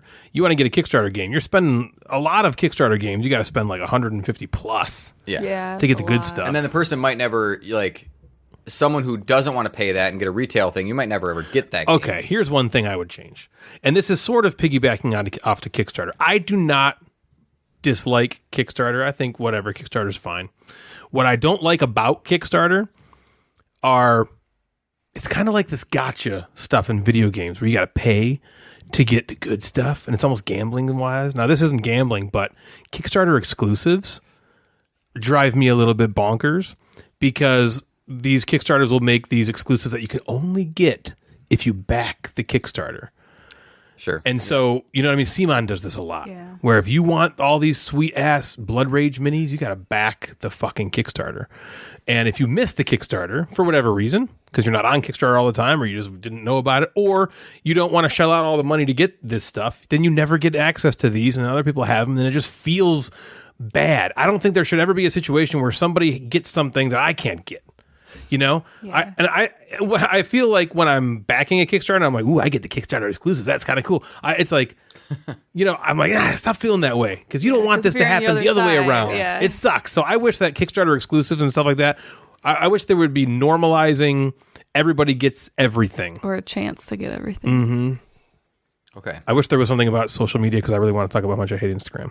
Do we want to keep rolling? Are we all right with time? We want to Fuck it, man. Yeah, let's do Fuck it. it, it's our show. Fuck it. Yeah, okay. Michael Vinoy on Facebook. I like him. Wants to know what's each of our favorite characters from a TV show or movie, Oh yeah. and then who would win in a fight between those three. Oh. Wait. Oh, so we each pick one. Pick a character. Who's Who's our favorite? So Ooh, God, I gotta pick one. Fuck. my favorite person in a show would have to be. I think I might pick Job from Arrested Development. Job. Yeah, Nice. Job from Arrested Development, or maybe Jack Donaghy from 30 Rock. Okay. Everything's so. Maybe Tracy Morgan from 30 Rock. So you're fucking leaning into funny. comedian. Yeah, that's where I'm going. I like it. Okay. I think my favorite character gun to my head, is Daniel Day-Lewis's portrayal of Bill the Butcher from Gangs of New York. That's a great movie. God, I Wow. love that character. That's not what I He expected. is so fucking awesome in that. Yeah, He is. He's so good in that. He's just a great fucking actor to begin with. Yeah. But Bill the Butcher is my pick, I think. I'm going to go with Roy Kent. Wow, awesome. Yeah. From Roy Ted Kent Lasso. from Ted Lasso. He's just You know what? so- We're going to give it to Roy Kent for winning the Roy fight, too. Kent. Even though I He's think so- Bill the Butcher would probably win, but Yeah. Yeah. He's I so might go- funny. He is but so he's also funny. like Ron Swanson? Maybe I I'll go thought Ron you were going to Swanson. say Ron Swanson. I I'll go almost Ron said that. Swanson instead. But I was like, I'm pretty sure Ryan's going to say that. no, not even. Bill the Butcher. Todd Coleman wants to know each of our most overrated and most underrated games. My most overrated is, I think Tiny Towns is a pile of garbage. Yeah, And people love that fucking game. people go crazy for that game. Yeah. People are not going to like this, but I think Wingspan's overrated. Yeah, I do fair. too. I do too. I like Wingspan. Yeah. But I think I do think Yeah, I think it's, Yeah, I'm I like it is too, it but I mean, really is it that good? Gloomhaven, I think, is extremely overrated. I agree. I've played Gloomhaven Online, which Ben and Ken have told me, and M, that this is basically the board game. Mm-hmm. And I'm like, this is what. Oh yeah, I played People Jaws. I played love 12 so Jaws much. of Lions already, right? And it's like Jaws of Lions. What is it? Yeah, It's 12 of those, and I'm like, nah. I'm like, this 12. is just. And again, it's not my type. It's not of your game, cup of tea, But like, for man, sure. it's to be like for that to be the best game ever by a lot. yeah. See, it is kind of my cup of tea too, and I'm playing it. I'm like, I don't really like this. It's okay, like it's not bad. Now underrated game. Okay, underrated. There's, I want to. It's tough. This is a tough question because there's like not as popular. Yeah. That's not the same as underrated. Yeah. Underrated is like a game that doesn't get very high ratings. Get a ton yeah. of love. I think like Crown of Mara is one that I really like that I feel like doesn't get the attention. Yeah, but that's different, right? I mean, Again, because but I don't know if it's like let's rated look. well. Yeah, What would have to be? Crown Yeah, of like, what's an Amara. example then? Well, an example is something like, okay, so for instance, I really love the game If Wishes Were Fishes. Mm-hmm. That's I think it's a really good that's game. a good That's example, that's but kind I of don't ranked like that kind of game. low, you know. Crown of Amara is ranked 758, and it gets Yeah, a is that- 7.4. That's pretty good. I think 7.4 that's a good? pretty good ranking. Yeah, I think if it's in the sevens, it's decent. So a game Personally, like it would have to be in the sixes. I think in the sixes, if you think it's like really good, it's in the sixes. Because in the sixes, I think is pretty. Even in the sixes is kind of high, but I'm still going to say that personally. So I'm gonna say If Wishes Were Fishes is for my pick. If you haven't played If Wishes Were Fishes, I'm gonna keep saying that name. It's like a little stock market game about fish, and it's got these really cool little worm components that are like rubbery worms that you kind of like could fish with. Wiggly Woms. Wiggly wankers. Wankers. It's a really, really cool, cute little game. So I'm going to say for my most underrated game, I'll say If Wishes Were Fishes. Natalie's looking at the collection right now. I she don't- can't think of anything. I don't know based You on wanna your think about it? criteria. Yeah. Okay. Fuck it. The three of us Okay. are tricked somehow into a human centipede situation. What's Is this the order? Ta still? No, this is Daryl Lake. Okay. Who's in front? What's the order? Dibs on the front. Fuck. Well, you called it. What's did the call it. order? Well, okay. Oh, God. Can I at the please be front. at Well, I the mean, end? Can if I be you're at the not in end? the front, then like, what is the? Well, what does it I would matter? rather you're have my first or mouth last. stitched to your butthole than Jeff's. Oh, okay, sure. All right. But now thanks. That means I'm in the Yeah, middle? Good for you. You say Ah, sorry. God. Yeah. Well, I mean, okay, if we were having a threesome, you'd be in the middle anyway. It's the same Yeah, shit. it's like Eiffel Tower. This is basically a threesome. It's basically an Eiffel Tower, but less sex and more poopy. Right. Jeff can eat what he wants. Yeah. And you just have to have it. Yeah. He would probably be like, hey, guys, is it you want me to have Taco Bell today or Like, what- Subway? what do you Oh guys- my what do you guys- God. Hey. Natalie, can you? Oh yeah, you can't talk. What do you want? Oh my God. Stop. twice Moan if you 3 want. times Yeah. into my butthole. Yeah. Vibrate. You'll know the fibers of your butt hair from Natalie's moans if it means yes or no. Yeah. Daryl wants to know what games we secretly hate but pretend to like, or secretly like but pretend to hate. I pretty much wear this on my sleeve. You know, I don't really pretend at all anymore. I used to be like, oh yeah, that was fun. Like we would play Railways of the World, and I'd be like, oh cool. I fucking hated that game. I never ever liked that game, and I didn't really always tell. I don't really say that to Bill, but I did not like that game. But nowadays, if I don't like it, I just fucking say it. What about you guys? Do you have hard. anything that Like- you just like? I like to say that I hate all train games. Like it's like kind of like my thing. My thing now. Like I don't hate Ticket to Ride as much as I like. Yeah, say that you do. Fucking hate Yeah, it's more for the memes. Yeah, Right. It's more for just the funniness. But I still don't like it. Like I'm not gonna pick it. Right. I don't know. Games that I secretly like but pretend to hate would be a weird. Why would you do that? Secretly like but pretend to hate. I guess if it was like Most people hate it and you don't a problematic, like a problematic game, people don't like it, and you're like, I kind of like it, but Or you're, like, I don't want to embarrassed be. to I want like to be it. cool. There's games that Like I Munchkin. have that I'm like trying to think of that I have that I don't pick on game night anymore, or I'm like, I guess no one's gonna play that with me anymore. Yeah. I'd have to give that one some thought. That's a good question. Yeah, that is a We'll good come back question. Jared Reeves, where in the world would you like to spend a 1 week vacation? Ooh, Lots of great places. I've always wanted to go to Australia and Ireland. Same here. Always my two. Mine are Australia for sure and Japan. I would love to go to Japan. I'd like to go to New Zealand or Same thing. somewhere like Fiji or that type of place. Okay, right. island living. Yeah. David Rodriguez, if you could magically transform board games into humans, which game would you each be most attracted to? Booze and Memo. Why? Booze and Memo. It's just boobs. I thought you were going to say Maria. Booze and Memo is just boobs. Though. Maria's one pair of boobs. So if it Booze and Memo is transformed just into straight. a Is just game? literally Yeah, just boobs. so if you could take something and transform it into take a game and transform it into a person, what would you be most attracted to? I really thought you'd say Maria. Sexually attracted to? Yeah, Booze and Memos is just literally nothing but titties. But is it then just like a tit person? Yeah, Like it's just a walking tit? I'm okay with that. Are you? Yeah, I think so. But then it wouldn't have a butt. I'm gonna like say- Natalie's that won't quit. I'm gonna say Why I'm not marrying it? Love Letter because there's a guy in it that looks like Brad Pitt. The Brad Pitt of the number 5, the Prince, the And Prince. he would write me a love letter probably. Yeah, Wow. Like It's a Wonderful World would be cool because then you get like that 1950s vibe and you got like this, Yep. 1950s kind of like boss lady on the front. she looks pretty good. Yeah. What other sexy ladies are there? Ooh, Maria would be good, Sexy Joy. lady. Oh my God. Oh my god. What I just said. Yeah, what else could you just want to like? What else would you want to The fuck? German lady from Hellllllo? Maybe you want to, She looks pretty. That's a handsome woman. yeah, she's handsome. Alice from Wonderland's War looks kind of sexy. Does she? Wait, is she? Is that? I don't know. Is she too You young? might have to cut that Okay, out. No, we'll see. we're gonna say she's at least 18. Yeah. Oh my god. How about Alice from Paint the Roses? Christopher Prime wants to know She's even each of younger. you- if each of you did each of you did a podcast on a topic other than board games, what would it be? Love that Ooh, question. that's a good one. I think I would do it on.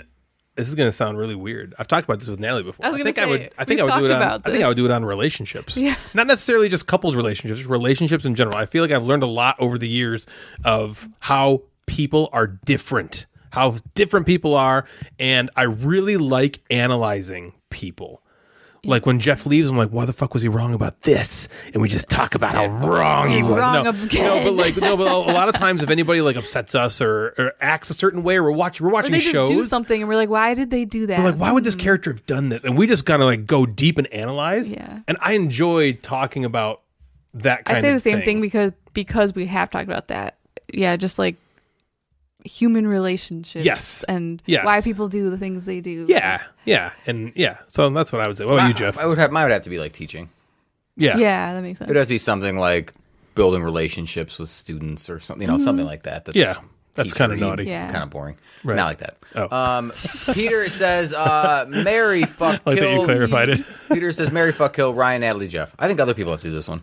Okay, I know. I'm like, we're doing it to ourselves. Well, I'm here's gonna the thing, kill the two- myself, the two like, of you are- Yeah, I'll kill myself and I'll Marry my dead Ryan corpse will and marry fuck Jeff in high Natalie, school. and Jeff can ravage my dead body. Vaughn, who we met at Gen Con. Yeah, what's up, Vaughn? Oh yeah.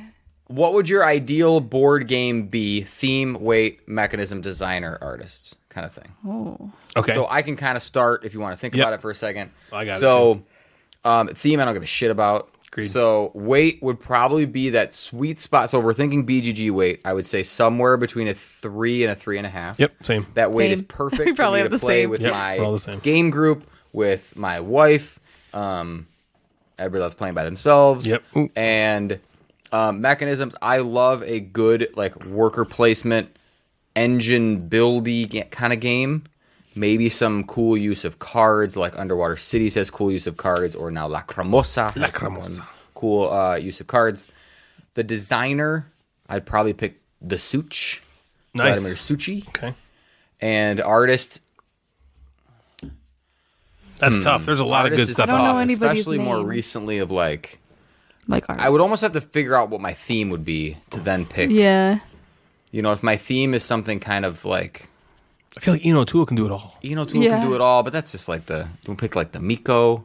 The Miko's good. To have kind of like you could have that different looking art, but then are you just going to be the paladins? Vincent Dutre is also really good.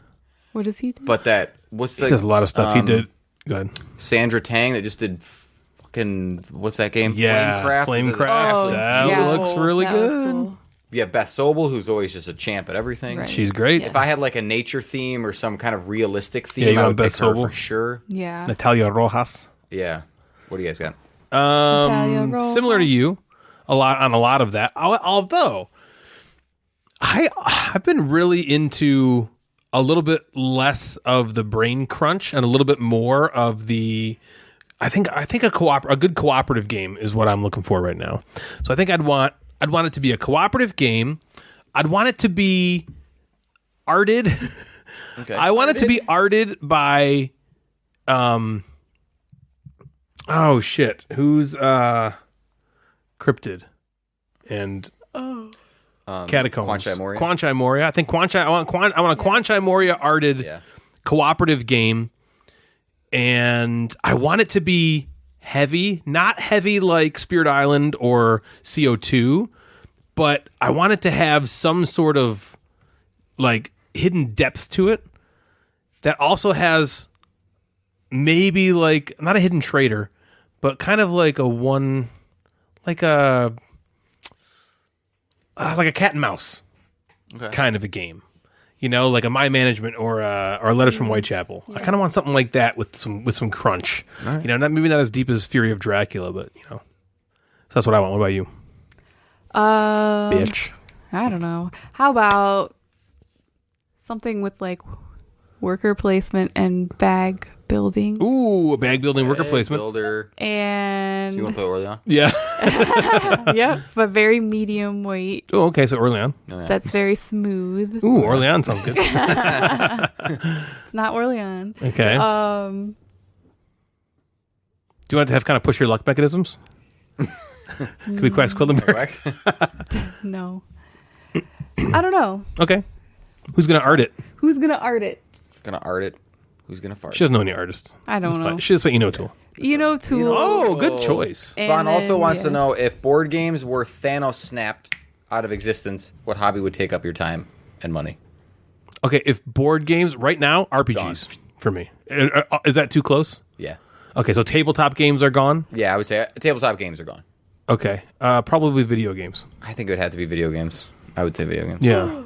Knitting? I would say just like art Crafts. stuff. Yeah, like painting, Yeah, miniatures. painting. Peter wants to know if you could play a game with any person, alive or dead, real or fictional, who would it be and what would the game be? Any game with anybody alive or dead. Real. I want to play Cosmic Encounter with Bill Eberly. That's cool. Oh, that's cool. That's a realistic possibility. Yeah, could happen. I want to play Attraction with Richard Launius. Man, that would be. Oh, I'm going to Man, change mine. I what want to an change my answer. epic I want to change it. Actually, have you guys heard the story? That would be. That has happened before to one of the three of us. I would play Micro Macro with Ryan Reynolds because we'll be like, oh, let's look here together real close. Oh my god. Like, oh, I think you take your shirt off for this game. I'm the micro, he's the macro. Yeah. Got it. I'm the micro, he's the macro. I'll be the macro That's a to you penis micro. thing. Yeah. All right, a few more. We're getting there, people. Sorry. Fuck it, Nestor. one of the long ones. When will listeners get to phone in and participate on the show? You know, I've thought about Like a radio show? if we do like a live like a live stream, we could do a live stream show. Yeah. Where people are allowed to call in. I've wanted to do something like that, Nestor, for a long time. It's a that'd be very cool. difficult thing to do. There's a lot of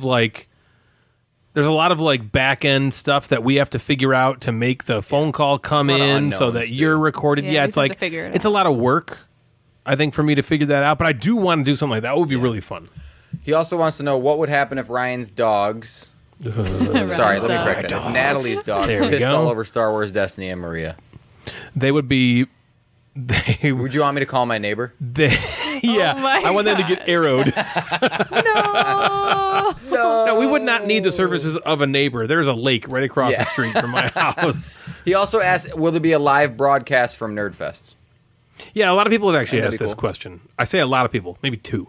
Two people have asked this. Yeah. Peter's asked Yeah. this before. Probably the same answer as the previous. Like, we'd have to figure out how to do that. I mean, no, we could do it. It's not that difficult. The problem is it's again more time and energy and work. So if somebody who's coming to Nerdfest wants to potentially handle that for us, then I'd be interested in talking to somebody about that.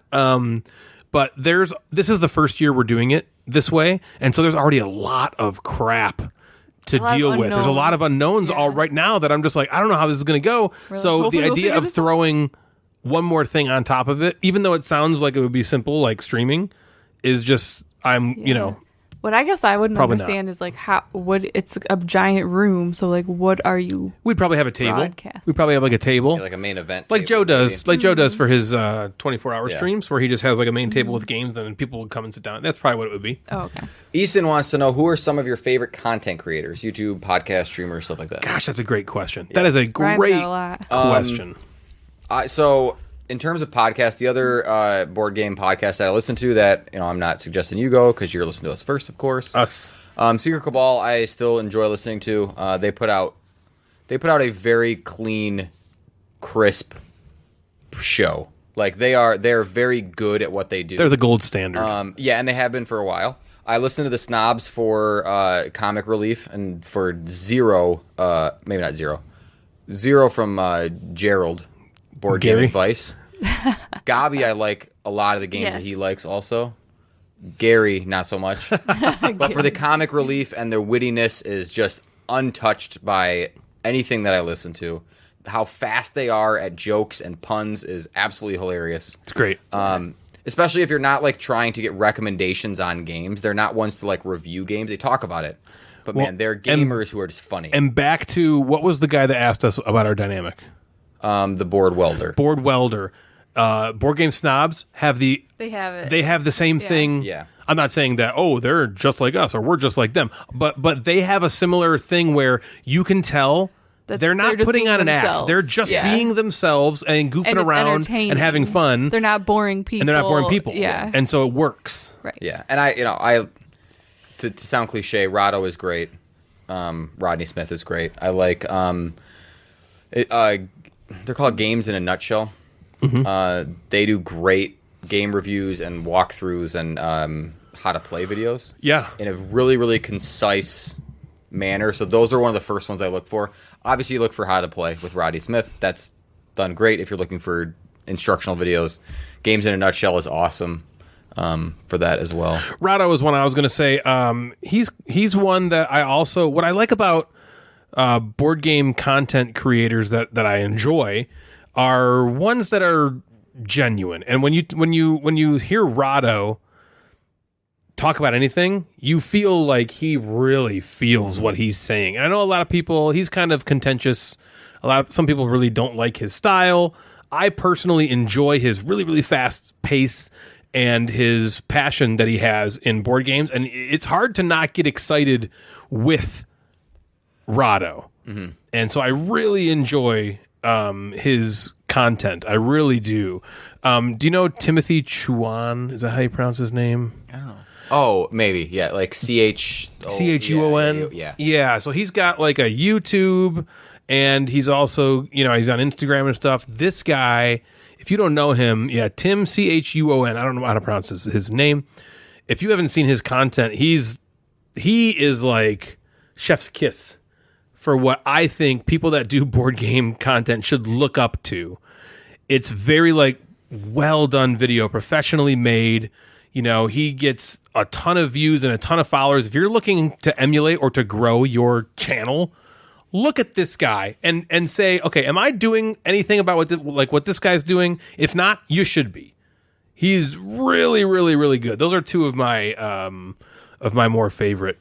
And Becca Scott, of course. Anyway, Natalie, what do you And Megan Scott. Well, unlike I feel like the majority of people in the board game hobby, I don't really like You don't like anybody. No, it's not that I Fucking don't like hate 'em. anybody. I don't really watch YouTube. I don't really go on social media a ton. So I don't really have like a favorite because I just don't consume those things very much. And like I'm not looking up reviews. I'm not looking up how to play stuff because you do all that. So Yes, I do. the only thing I really do is listen to podcasts, and I listen to Board Game Snobs, and I listen to Date Night Thrice, formerly Date Night Dice. Yep. Dice Thrice. They're like the And only that's one that I pretty much listen. I listen to every episode. Them and I listen to the Snobs kind of regularly. That's like the only podcast I listen to right now. Are those two guys? Yeah. Eason also wants to know if we have any life advice. He says he's 23. He's going to move to Japan and attempt to start a career. He's pretty scared that he's going to fail. He's like, sorry, it's kind of a loaded question, but to be honest, I really admire and look up to you nerds. Damn. I would say, first of all, find maybe better role models. Yeah. Just You know what? It's a scary thing to go out somewhere. Going to Japan, holy cow, that's a big life move. That's a And you big know what? change. You might fail. And I think something to, and that sounds ridiculous and mean, and I don't mean it that way. I guess what I mean is it's okay if you fail. How old did you say? 23? 23. He's 23. You almost. you have so much failing in front of you that Yeah. it's okay. Yeah. To, It's okay to fail. Well, that's what. If you're worried about failing, you might fail, and there's nothing. I wouldn't say there's nothing wrong with it. The way you bounce back from a potential failure. Say you go to Japan, and you're like, this just didn't work out, man. I can't make it work, and you come back in, and what I would say caution you against is stopping. Get out there and do more. Do it again. Go somewhere else. Do something else. If Japan doesn't work out, don't stop believing. Oh my god. Hold on to that feeling. The fact that you muster up the courage to even do this and like step out of your shell and go somewhere else and do something different is cool. That's a win. Yeah. You have succeeded. That's right more there. than a lot of people. Yeah. would What's he do. doing? What's he going out there to do? I don't know. He just says he's going to I Japan. would say Yeah. Start his career. two things. Great. One, like Ryan said, just go out and do it, and the worst thing that can happen is it doesn't work out and then you come home. But then you won't have always wondered. You will always have that experience as well. I went out to California I was only out there a little over a year, and it is imprinted on my brain as one of the, like best experiences of my life. Jeff went to South Africa. I'm sure you can say a similar thing about that. You just fucking do it. People are always like, here's another piece of advice. And you're doing this already, so you don't really need this. But life hack, you can just do whatever the fuck you want to. A lot of people are just like, I can't do it. It's not going to work. You can. Just do it. You can figure out a way to do what you want to do if you want to do it. You just have to prioritize. Yeah. Right? So if you are going out there to, I don't know, maybe he's going out there to teach, or do something, with Japanese, teaching him English, or I'm not sure about Eason and what his background is or anything like that. I think you just going out there and doing this you're already way ahead of the game, way ahead of most people who just literally do nothing. Yeah. Yeah. Agreed. Keep it up. You're doing great. I don't know if that helped or not. The Ericinator. Let's do speed. That's Eric Sandbridge, right? Yeah. Let's pick this up. Ryan, this is for you. What's your favorite board game to play with kids around 8 to 10 years old? Yeah, great question. So I think you've probably heard me talk about this on the Discord lately, but I've been really into this system called Tiny Dungeon, and it is an RPG.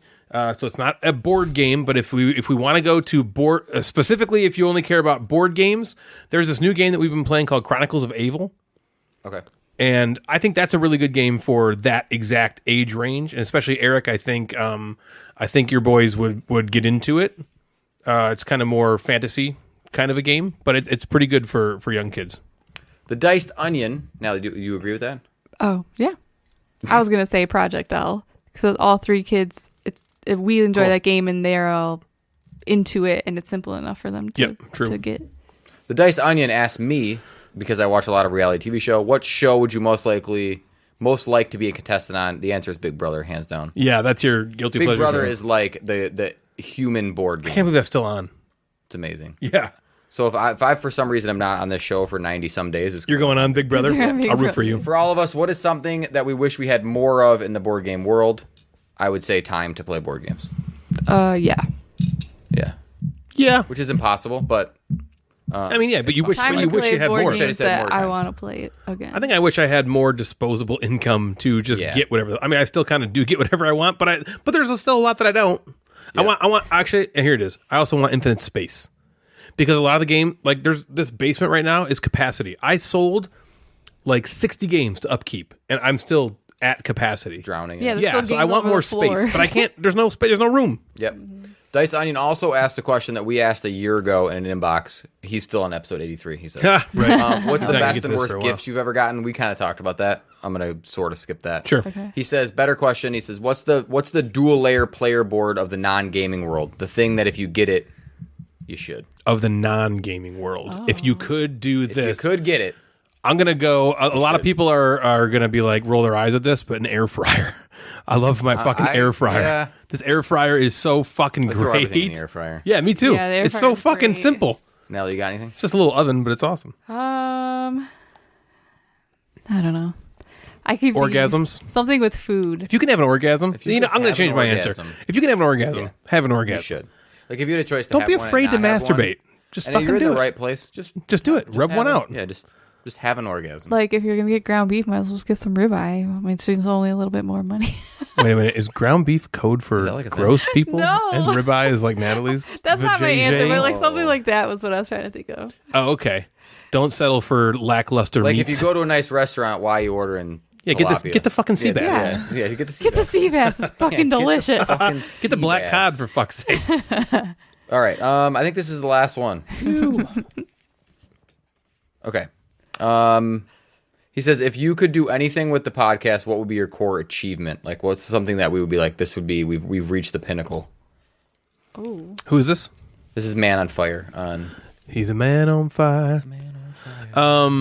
If we could do anything with the podcast, I would really love to be like, a household name in the board game community. yeah, like not even in the board game community. Like, you know how the Dice Tower is like, well, I guess that's the board game Yeah, community. it I'm is. not saying I want to be the Dice Tower, but yeah, I would love for people everybody to know us. Yeah. I mean, that's kind of probably a I think it'd be bullshit cool answer. to be like, to have like a Gamecaster sticker on a game. Be like, hey, this was Yeah. a Gamecaster essential. That would be cool. The essential sticker would be really cool. That'd be cool. I think just, And for it to mean something, for it Yeah. to be like, oh, wow. yeah, I wanna play because that people game. like look at the Dice Tower stuff and like, Yeah. oh, this is a And it makes sense. Dice Tower's way big. Yeah. But Yeah. yeah. That's a good answer, actually, Jeff. I'll steal that one and say it was mine. I think I'm done. It was mine. Phew. I'm so sorry. Oh, dude, that was good. That was good stuff. We're only at 3 hours. We still got an hour of content left. Check it.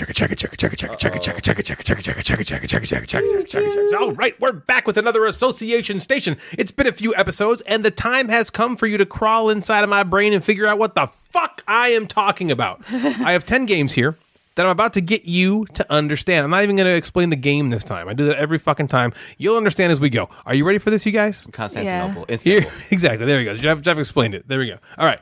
We got 10 games. Jeff, you keep a score for me? Yep. Number 1. Befecate. Defecate. Befecate. Jeff. Boop. Instead of poop. Yeah, you got it. Good job. Yay, boop. Good job. Number 2. Fire activity. Jeff. Flame crab. Okay, yes, first of all. Second of all, did you see the I don't know, was the word gusto? I think it was smoothness. Jeff backhanded the bell in one motion. He was just like whooping. Because I went from writing down the score Yeah, to you just like, backhand. because honestly, when you were writing, I was like, man, I think I went too fast. Darn it, he's not going to have time to ding the bell. He was just like, whooping, I know. backhanded the He bell. knew it. Natalie doesn't like that because she didn't get it, Yeah. so she's She's like, oh, yeah. you. Yeah, that's really funny. Haha. Let's talk more about how Jeff ring the bell. All right, number 3, penis surfing. Well, Natalie, Longboard. longboard. Longboard. Hello. Longboard. know Jeff that. didn't even try. He was just like, well. Oh, I knew that one. Number 4, the constant state of every woman, no matter how warm or cold it is. She's in the constant state of the... Natalie. The shivers. The shivers. No matter how fucking hot or cold it is, she's Shivering. fucking shivering. Bitch is shivering. Bitches be shivering. Bitches be shivering. That's true. Bitches certainly do shiver. Number 5, Elizabeth's vagina. Elizabeth's vagina. Who's Elizabeth? Who is Elizabeth? Elizabeth's vagina. Elizabeth's vagina. Vagina. Yeah. Liz. Who is Vag. Elizabeth? Elizabeth. I'm just gonna guess All right, Jeff. because this is now a board game. Apparently, I'm gonna say Queen's Gambit. Oh no! Oh, Well, that's all I'm gonna say. use Queens. Well, I already knew it was that. I just didn't know the second word. Okay, we'll go to number 6, and then Natalie, you can ring in for that Queen's one. Gambit's a board game now. It is. Maybe your Gambit or vagina is a gambit. It's a to get gambit. through, you know? The gambit. Number 6, stealing belts from Kohl's. It is. Amazing. It's stealing belts from Kohl's. Stealing belts from Kohl's is. I know what it is, but is that a game? Well, ding it. I swear to God, if you ding it, it's an inch belt. I'm not going to say inch And belt. knock you out. That'd be on Board Gamer Bullshit. Yeah. It's wrong. Okay, Natalie. The perfect crime. Well, it is the If perfect that's a crime. game, That's then what I you're correct. mean. But no, that's not Stealing it. That is belts. not it. Stealing belts from Kohl's is. All right, number 7. So each of you now have one that you can ding in that the other one can't. Number 7. That was number 7? That was number 6. No, yeah. Number 7, the Doppler radar. Who Weather was that? machine. Oh, that was Natalie. Yes, weather machine. The Doppler radar is a weather machine. Okay, I'll cross that off. Okay, let's write it down. So Correct. What we got? You can answer Liz's vag. Yep, and you Okay. can answer stealing belts from I Kohl's. can Yeah. answer stealing belts from Kohl's. Okay, and you're winning 3-2. Okay, and number 8, in 4 years, I'll write the story of my life so far. In how many years? 4. In 4 years. Natalie. Memoir 44. Natalie Michelle. Whoa. Wow, you're doing it. Look how she perked up. Like I she's got know. a She's fucking like, pizza. now you can talk about Jeff's backhanded Yeah. ability. Oh, That's- I did it. I did it too. don't I'm so mind. happy. Okay, number 9, Natalie's favorite, the Slender Man. Natalie's favorite Slender Man. Natalie's Is it just- favorite, the Slender Man. That's the clue. Natalie's favorite The Slender Man. Slender Man. Slender Man's tall, skinny. Or I guess you could say Kinda sweet. Natalie's favorite, a spider biting you and eggs hatching from your skin. Both of those are similar. What? Natalie's favorite. Or Bloody Mary. That's enough. That's enough. All right, number 10, The Expanse of Donkey Kong Madigan. Jeff, Wavelength. wavelength. Did you almost say Dave Length? Yeah. Dave Wavelength. Dave Wait. Wavelength. Natalie's favorite. The Slender Man. Or Natalie's favorite, Bloody Mary. Or Very nice. Natalie's favorite, the spider bites you, or the spider lays eggs in your skin, and then the eggs hatch in your skin. Oh. All right. Okay, so we've missed. So Natalie can answer Elizabeth's vagina. Yeah, Elizabeth's vagina. Jeff can answer stealing belts from Kohl's. Yep. You both can answer Natalie's favorite, the Slender Man. And that's it, right? Yeah. What's the score so far, Jeff? 4-3 Natalie. 4-3, Natalie. Okay. Natalie. Cryptid urban legend. Yes, ma'am. Cryptid, urban legends. Natalie's favorite. The Slender Man being an urban Oh. legend. Same with I was like, what are those things Bloody called? Mary. Urban legend. Something I know has urban. You're like, I yeah, was some like, are those game. Natalie's fears? Are you scared of I know. I was like, I'm like, what game's about fears? What is she scared of? was that it? What do you mean was that Is there it? more, or is it just the one? You can get Elizabeth's vagina still. If you get it, because you could ding in and get it wrong. If you do that, I only can think of one thing, and it's probably wrong. say it. Okay. Natalie. Queen Domino. Queen Domino. No. So, Jeff, you are now back in in there. for this What other one. game has queen in it? Yeah, interesting. What that game Queens. does. Interesting. Okay, we're gonna move on to the top 5, and if you guys don't get these, we'll get that. We'll give them to you. We'll give you more clues to get them at the end.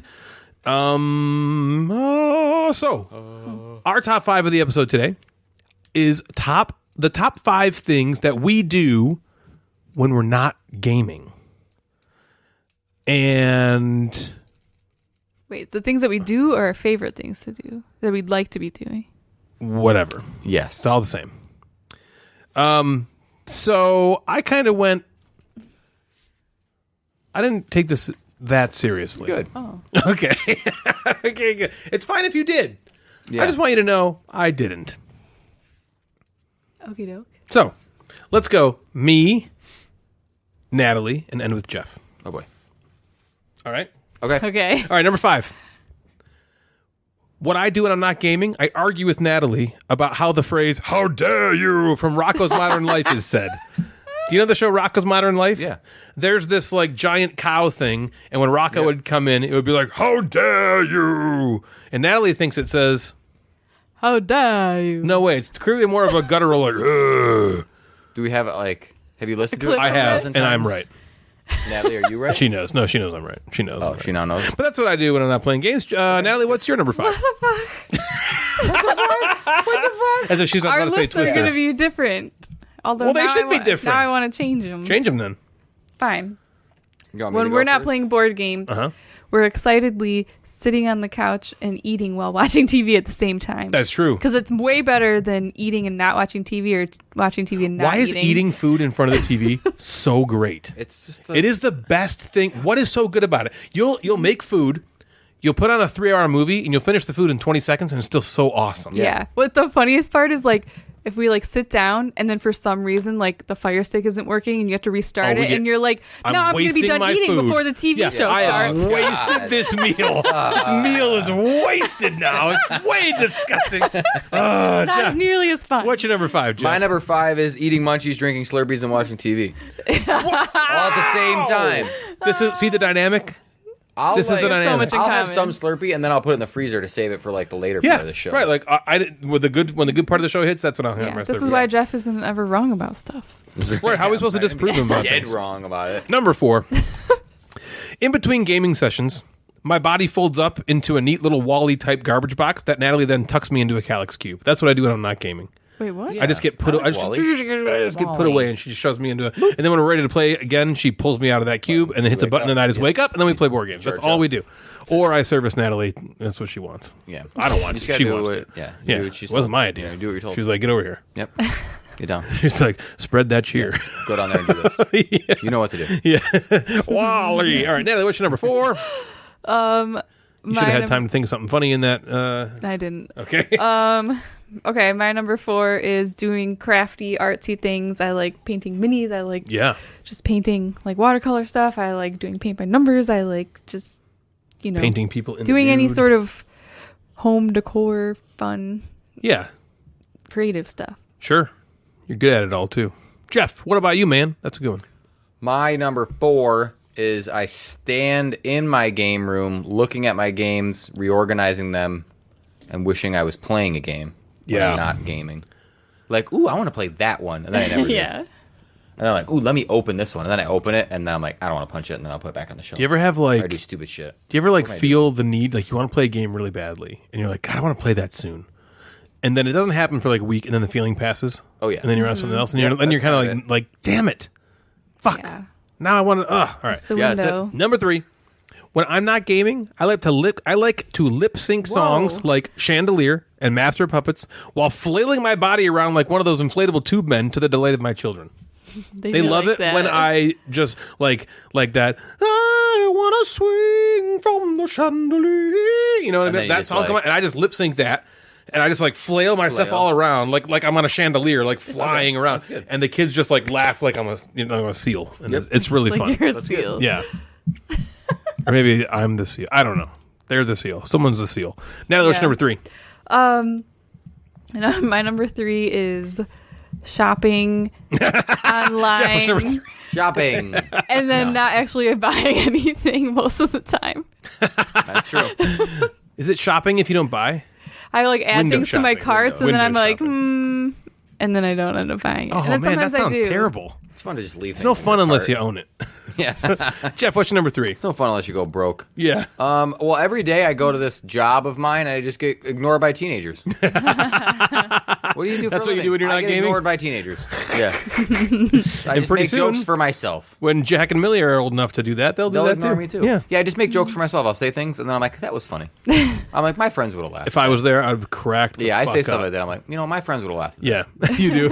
Yeah. I'm like, They "That just was a don't good get one. you. They just don't get yeah, you, they man. don't get me. Number 2, I like to watch other people play games. Not on YouTube or Twitch, but I like to go to people's front lawns and leer into their windows, hoping they'll eventually play a game. It's worked 0 out of 17 times so far. Your furniture looks great from the All front. right. I hope they start playing Monopoly. Natalie, what's your number 2? This is like a real one. Is reading. I've been You're a reader my whole life, but the last few Never years fucking reads the rule book, though. Isn't I that weird? haven't Snobby book reader. I haven't been reading as much, and so I got on this app called Goodreads, and Okay. you can like track like books you've read and books you want to read and all this stuff. And then you can also like set a goal. So at the beginning of the year, I set a goal to read 8 books. Oh, your this goal year. was on this app thing? Oh, I thought you Yeah. just set that for yourself. Like, No, oh, okay. and so it tracks it because you put like when you're reading it and when you finish it, and it tracks your Do you get something if you complete it? Do they give you a free book? no. That'd be fucking sweet. But anyways, my goal was 8 books, I know, just and like one I'm book. just started my 12th book, and so I'm really proud of myself. Damn. That's so many books. I know. know. I don't think I've read 12 books in my life. I don't know. I I haven't seriously read don't know that if I many have. God, in a there's year so and a many long time. books. There's So I've many read some good ones, so words. if you want any I go on a kick, recommendations. Jeff. Once every like 2 years, where I'll read a book or two, and I'm on I'm like, vacation- why don't I always do this? And then I never read again. You know I'm what on it vacation, is? I'll read a book. If I as soon as I lay down in bed, I'm fucking sleeping. Yeah. People are like, I Yeah. read before I go to bed. I'm like, I just sleep before I go Yeah, to bed. I fall asleep. then you too. go to bed after that. Well, here's the thing. Like, I have been watching less TV than I normally do, just because a lot of stuff isn't interesting me. Oh. You know, like we'll have like a show we're watching, but like, the book is better. well, no, because like We if know. Ryan's doing something else and we're watching a show together, I don't really have anything else I'm watching, so I like just read a book for like an hour, and like that. Well, you really enjoy that, yeah. I do. Yeah. I've liked every single book I've read this year. Damn, girl. Wow. You don't have to. don't have Okay, Jeff, what's your number 2, man? I get bossed around by a 3-year-old yeah, you do. all fucking day. Yeah. 3-year-olds are bossy. This dude just They're like, bossy. he Take bosses control, me man. Take around. control. He wants to play science. He does these fake experiments. Trip him once in a while. I gotta Play dive under a science. blanket because it's exploding. You gotta run down the hallway. It's just nonstop getting bossed around by a 3-year-old. They don't give a fuck. And then just completely pretending that I have any sort of like will or like Oh, you don't have control. I know I have They don't no give a shit. control. Scarlett's 6 and she still doesn't give a shit. She'll Oh, just tell yeah. us what to do I'm all like, the time. are we like gonna get dressed today, or are we just gonna? Well, who cares? And I just move on. He's like, no. I'm like, yeah, you're probably right. Yeah. You're like, I have no rebut. Yeah, yep. I can't say anything Got to me. you. So yeah, I get bossed around by a 3-year-old. Nice. Number 1. The number 1 thing I like to do when I'm not gaming is go for a walk. You want to go for with a you. walk? my bro? dream. No, I you wanna masturbate. go for a I love to masturbate. Sure. Yep. That if I'm not gaming and I'm alone, what am I going to do? Yep. Orgasm time. Natalie, what's your number 1? Yep. My number 1 is I was sleeping. masturbating I know. Fuck. While Ryan's masturbating, I'm sleeping. at the same time. Ryan's like vibrating the bed. She's like, "God, you're taking forever." Sleeping is the best. I love sleeping. She I does agree lot. with that. I agree with that. You like sleeping too? Oh, it's Yeah. the best fucking thing in the world. Mine's closer to Ryan. I just spend all day trying to get Devin to have sex with me. Yeah. Right. Like you're just trying to. You can usually tell at a certain point, like, this isn't going to happen. like even Fuck. 80, 100, 200 times a year. It's just Yeah. you just we You're need to just have more of trying. that. I am hard. I cannot. I am the typical man where I think about sex every 14 seconds. Yeah, it's just like okay. I can't why help aren't we that. having I'm sex? just. I hear that statistic and I'm like, yeah, I think that's true. There's a Pavlovian response for me when I go into any room for the first time. I like walk into the bathroom. I'm like, are we gonna have sex tonight? What should I say to her? What are the odds? How am I gonna do this? Do I rub her What back? kind of thing can I say? Do I make some weird, goofy do thing it. about like I want to lick your pussy, and then maybe she'll think that's funny enough that she'll let me do it? Do I gotta go somewhere? Do I gotta like buy something? Or yeah, Should I do the dishes? That always Maybe do works. some laundry? Usually, if I clean up a little bit, that does some stuff. Okay. Or if I say designer Knizia, she seems to like that. Seems like it. So I've as soon as I noticed. leave here, Yeah. things are happening. Yep. Probably. Just It helps that Text me, it let me helps know. that she was like, I'm gonna have a cider tonight, and I was like, yeah, Oh my god. Yeah, you text me. Let me know. we'll do. Yeah, let me know. Yeah, for sure. Because I do. I'm You'll be there. keeping on my calendar. I just want to. Yeah, absolutely. You need to know because you only had 85, We'll sync up and your so you missed a numbers. couple. Yeah, I will count this though because we're past midnight. I will count this as Saturday's sex. Yeah, for sure. I do too. Yeah. Absolutely. Yeah, Yep. by the No clock, problem. Right. So, with our stats next episode, sex stats? are you gonna have sex stats? We kind of released them a little early, but yeah, I guess we will. Release Sometimes we early. go a little early. Oh man, was sleeping your number 1 too, Jeff? No, it was trying to have sex. It was trying to have sex with Devin. Oh, Yeah. It was trying to have sex with Devin. It's all about having sex. Natalie, how come? Do you ever try to have sex? You're always the one that is being tried to have sex Do you upon. ever run after Ryan to have sex, or you just assume that Ryan's like always like you're just like, well, Ryan when Ryan's having sex, he's gonna have Ryan's sex always with me. ready. Or do you ever go after Ryan just like Yeah. I'm gonna fuck him? Usually when she I do. has a cider. Yeah, okay. That's like the only time. I'm really compared, it's probably like cock-blocking right now. it's probably sorry, like guys. one. No, you're good. In every like 20 Okay. One in every 20 encounters. encounters. She initiates. One out of Yeah. every 20 You penetrations. think that's fair, or is it even No, I think definitely not even close. I think it's one in 50? One a year. It's one a year. If I penetrations. say to her, honey, how come you don't ever initiate? Then the next month, I'll get one. one, yeah, she'll be like, okay, I guess I'll just. Well, Ryan. I'll put my ass into him a little bit. Yeah. I'll Well, poke it's more him. like he initiates probably 15 times a day. So like I don't really need to. Whenever I want to, he just already happens to initiate. Right. That's so why I asked. Still like that's why it happens when she less initiates. for me. So that's going to do it for us tonight, everybody. If you'd like to get a hold of us, you can find us on Instagram at Gamecasters or at Mad Board Gamer. Both of those accounts service the podcast. We also have a Facebook group. Just search Gamecasters and you'll find us there. You can also email us at thegamecasterspodcast@gmail.com. If you like the show, we'd love it if you consider giving us a rating on Apple Podcasts or anywhere else you listen that allows you to rate us. We've also got a Patreon. If you want to support the show, feel free to head on over to patreon.com/thegamecasters. There's also a merch store where you can find all sorts of different Gamecasters, Mad Board Gamer, Gateway gear. So head on over to thegatewaynetwork.com/store. Please follow me and consider subscribing on Twitch at twitch.tv/Gamecasters. So for Natalie and Jeff the Mad Board Gamer, I'm Ryan, and you have been listening to The Gamecasters. Good night, everybody.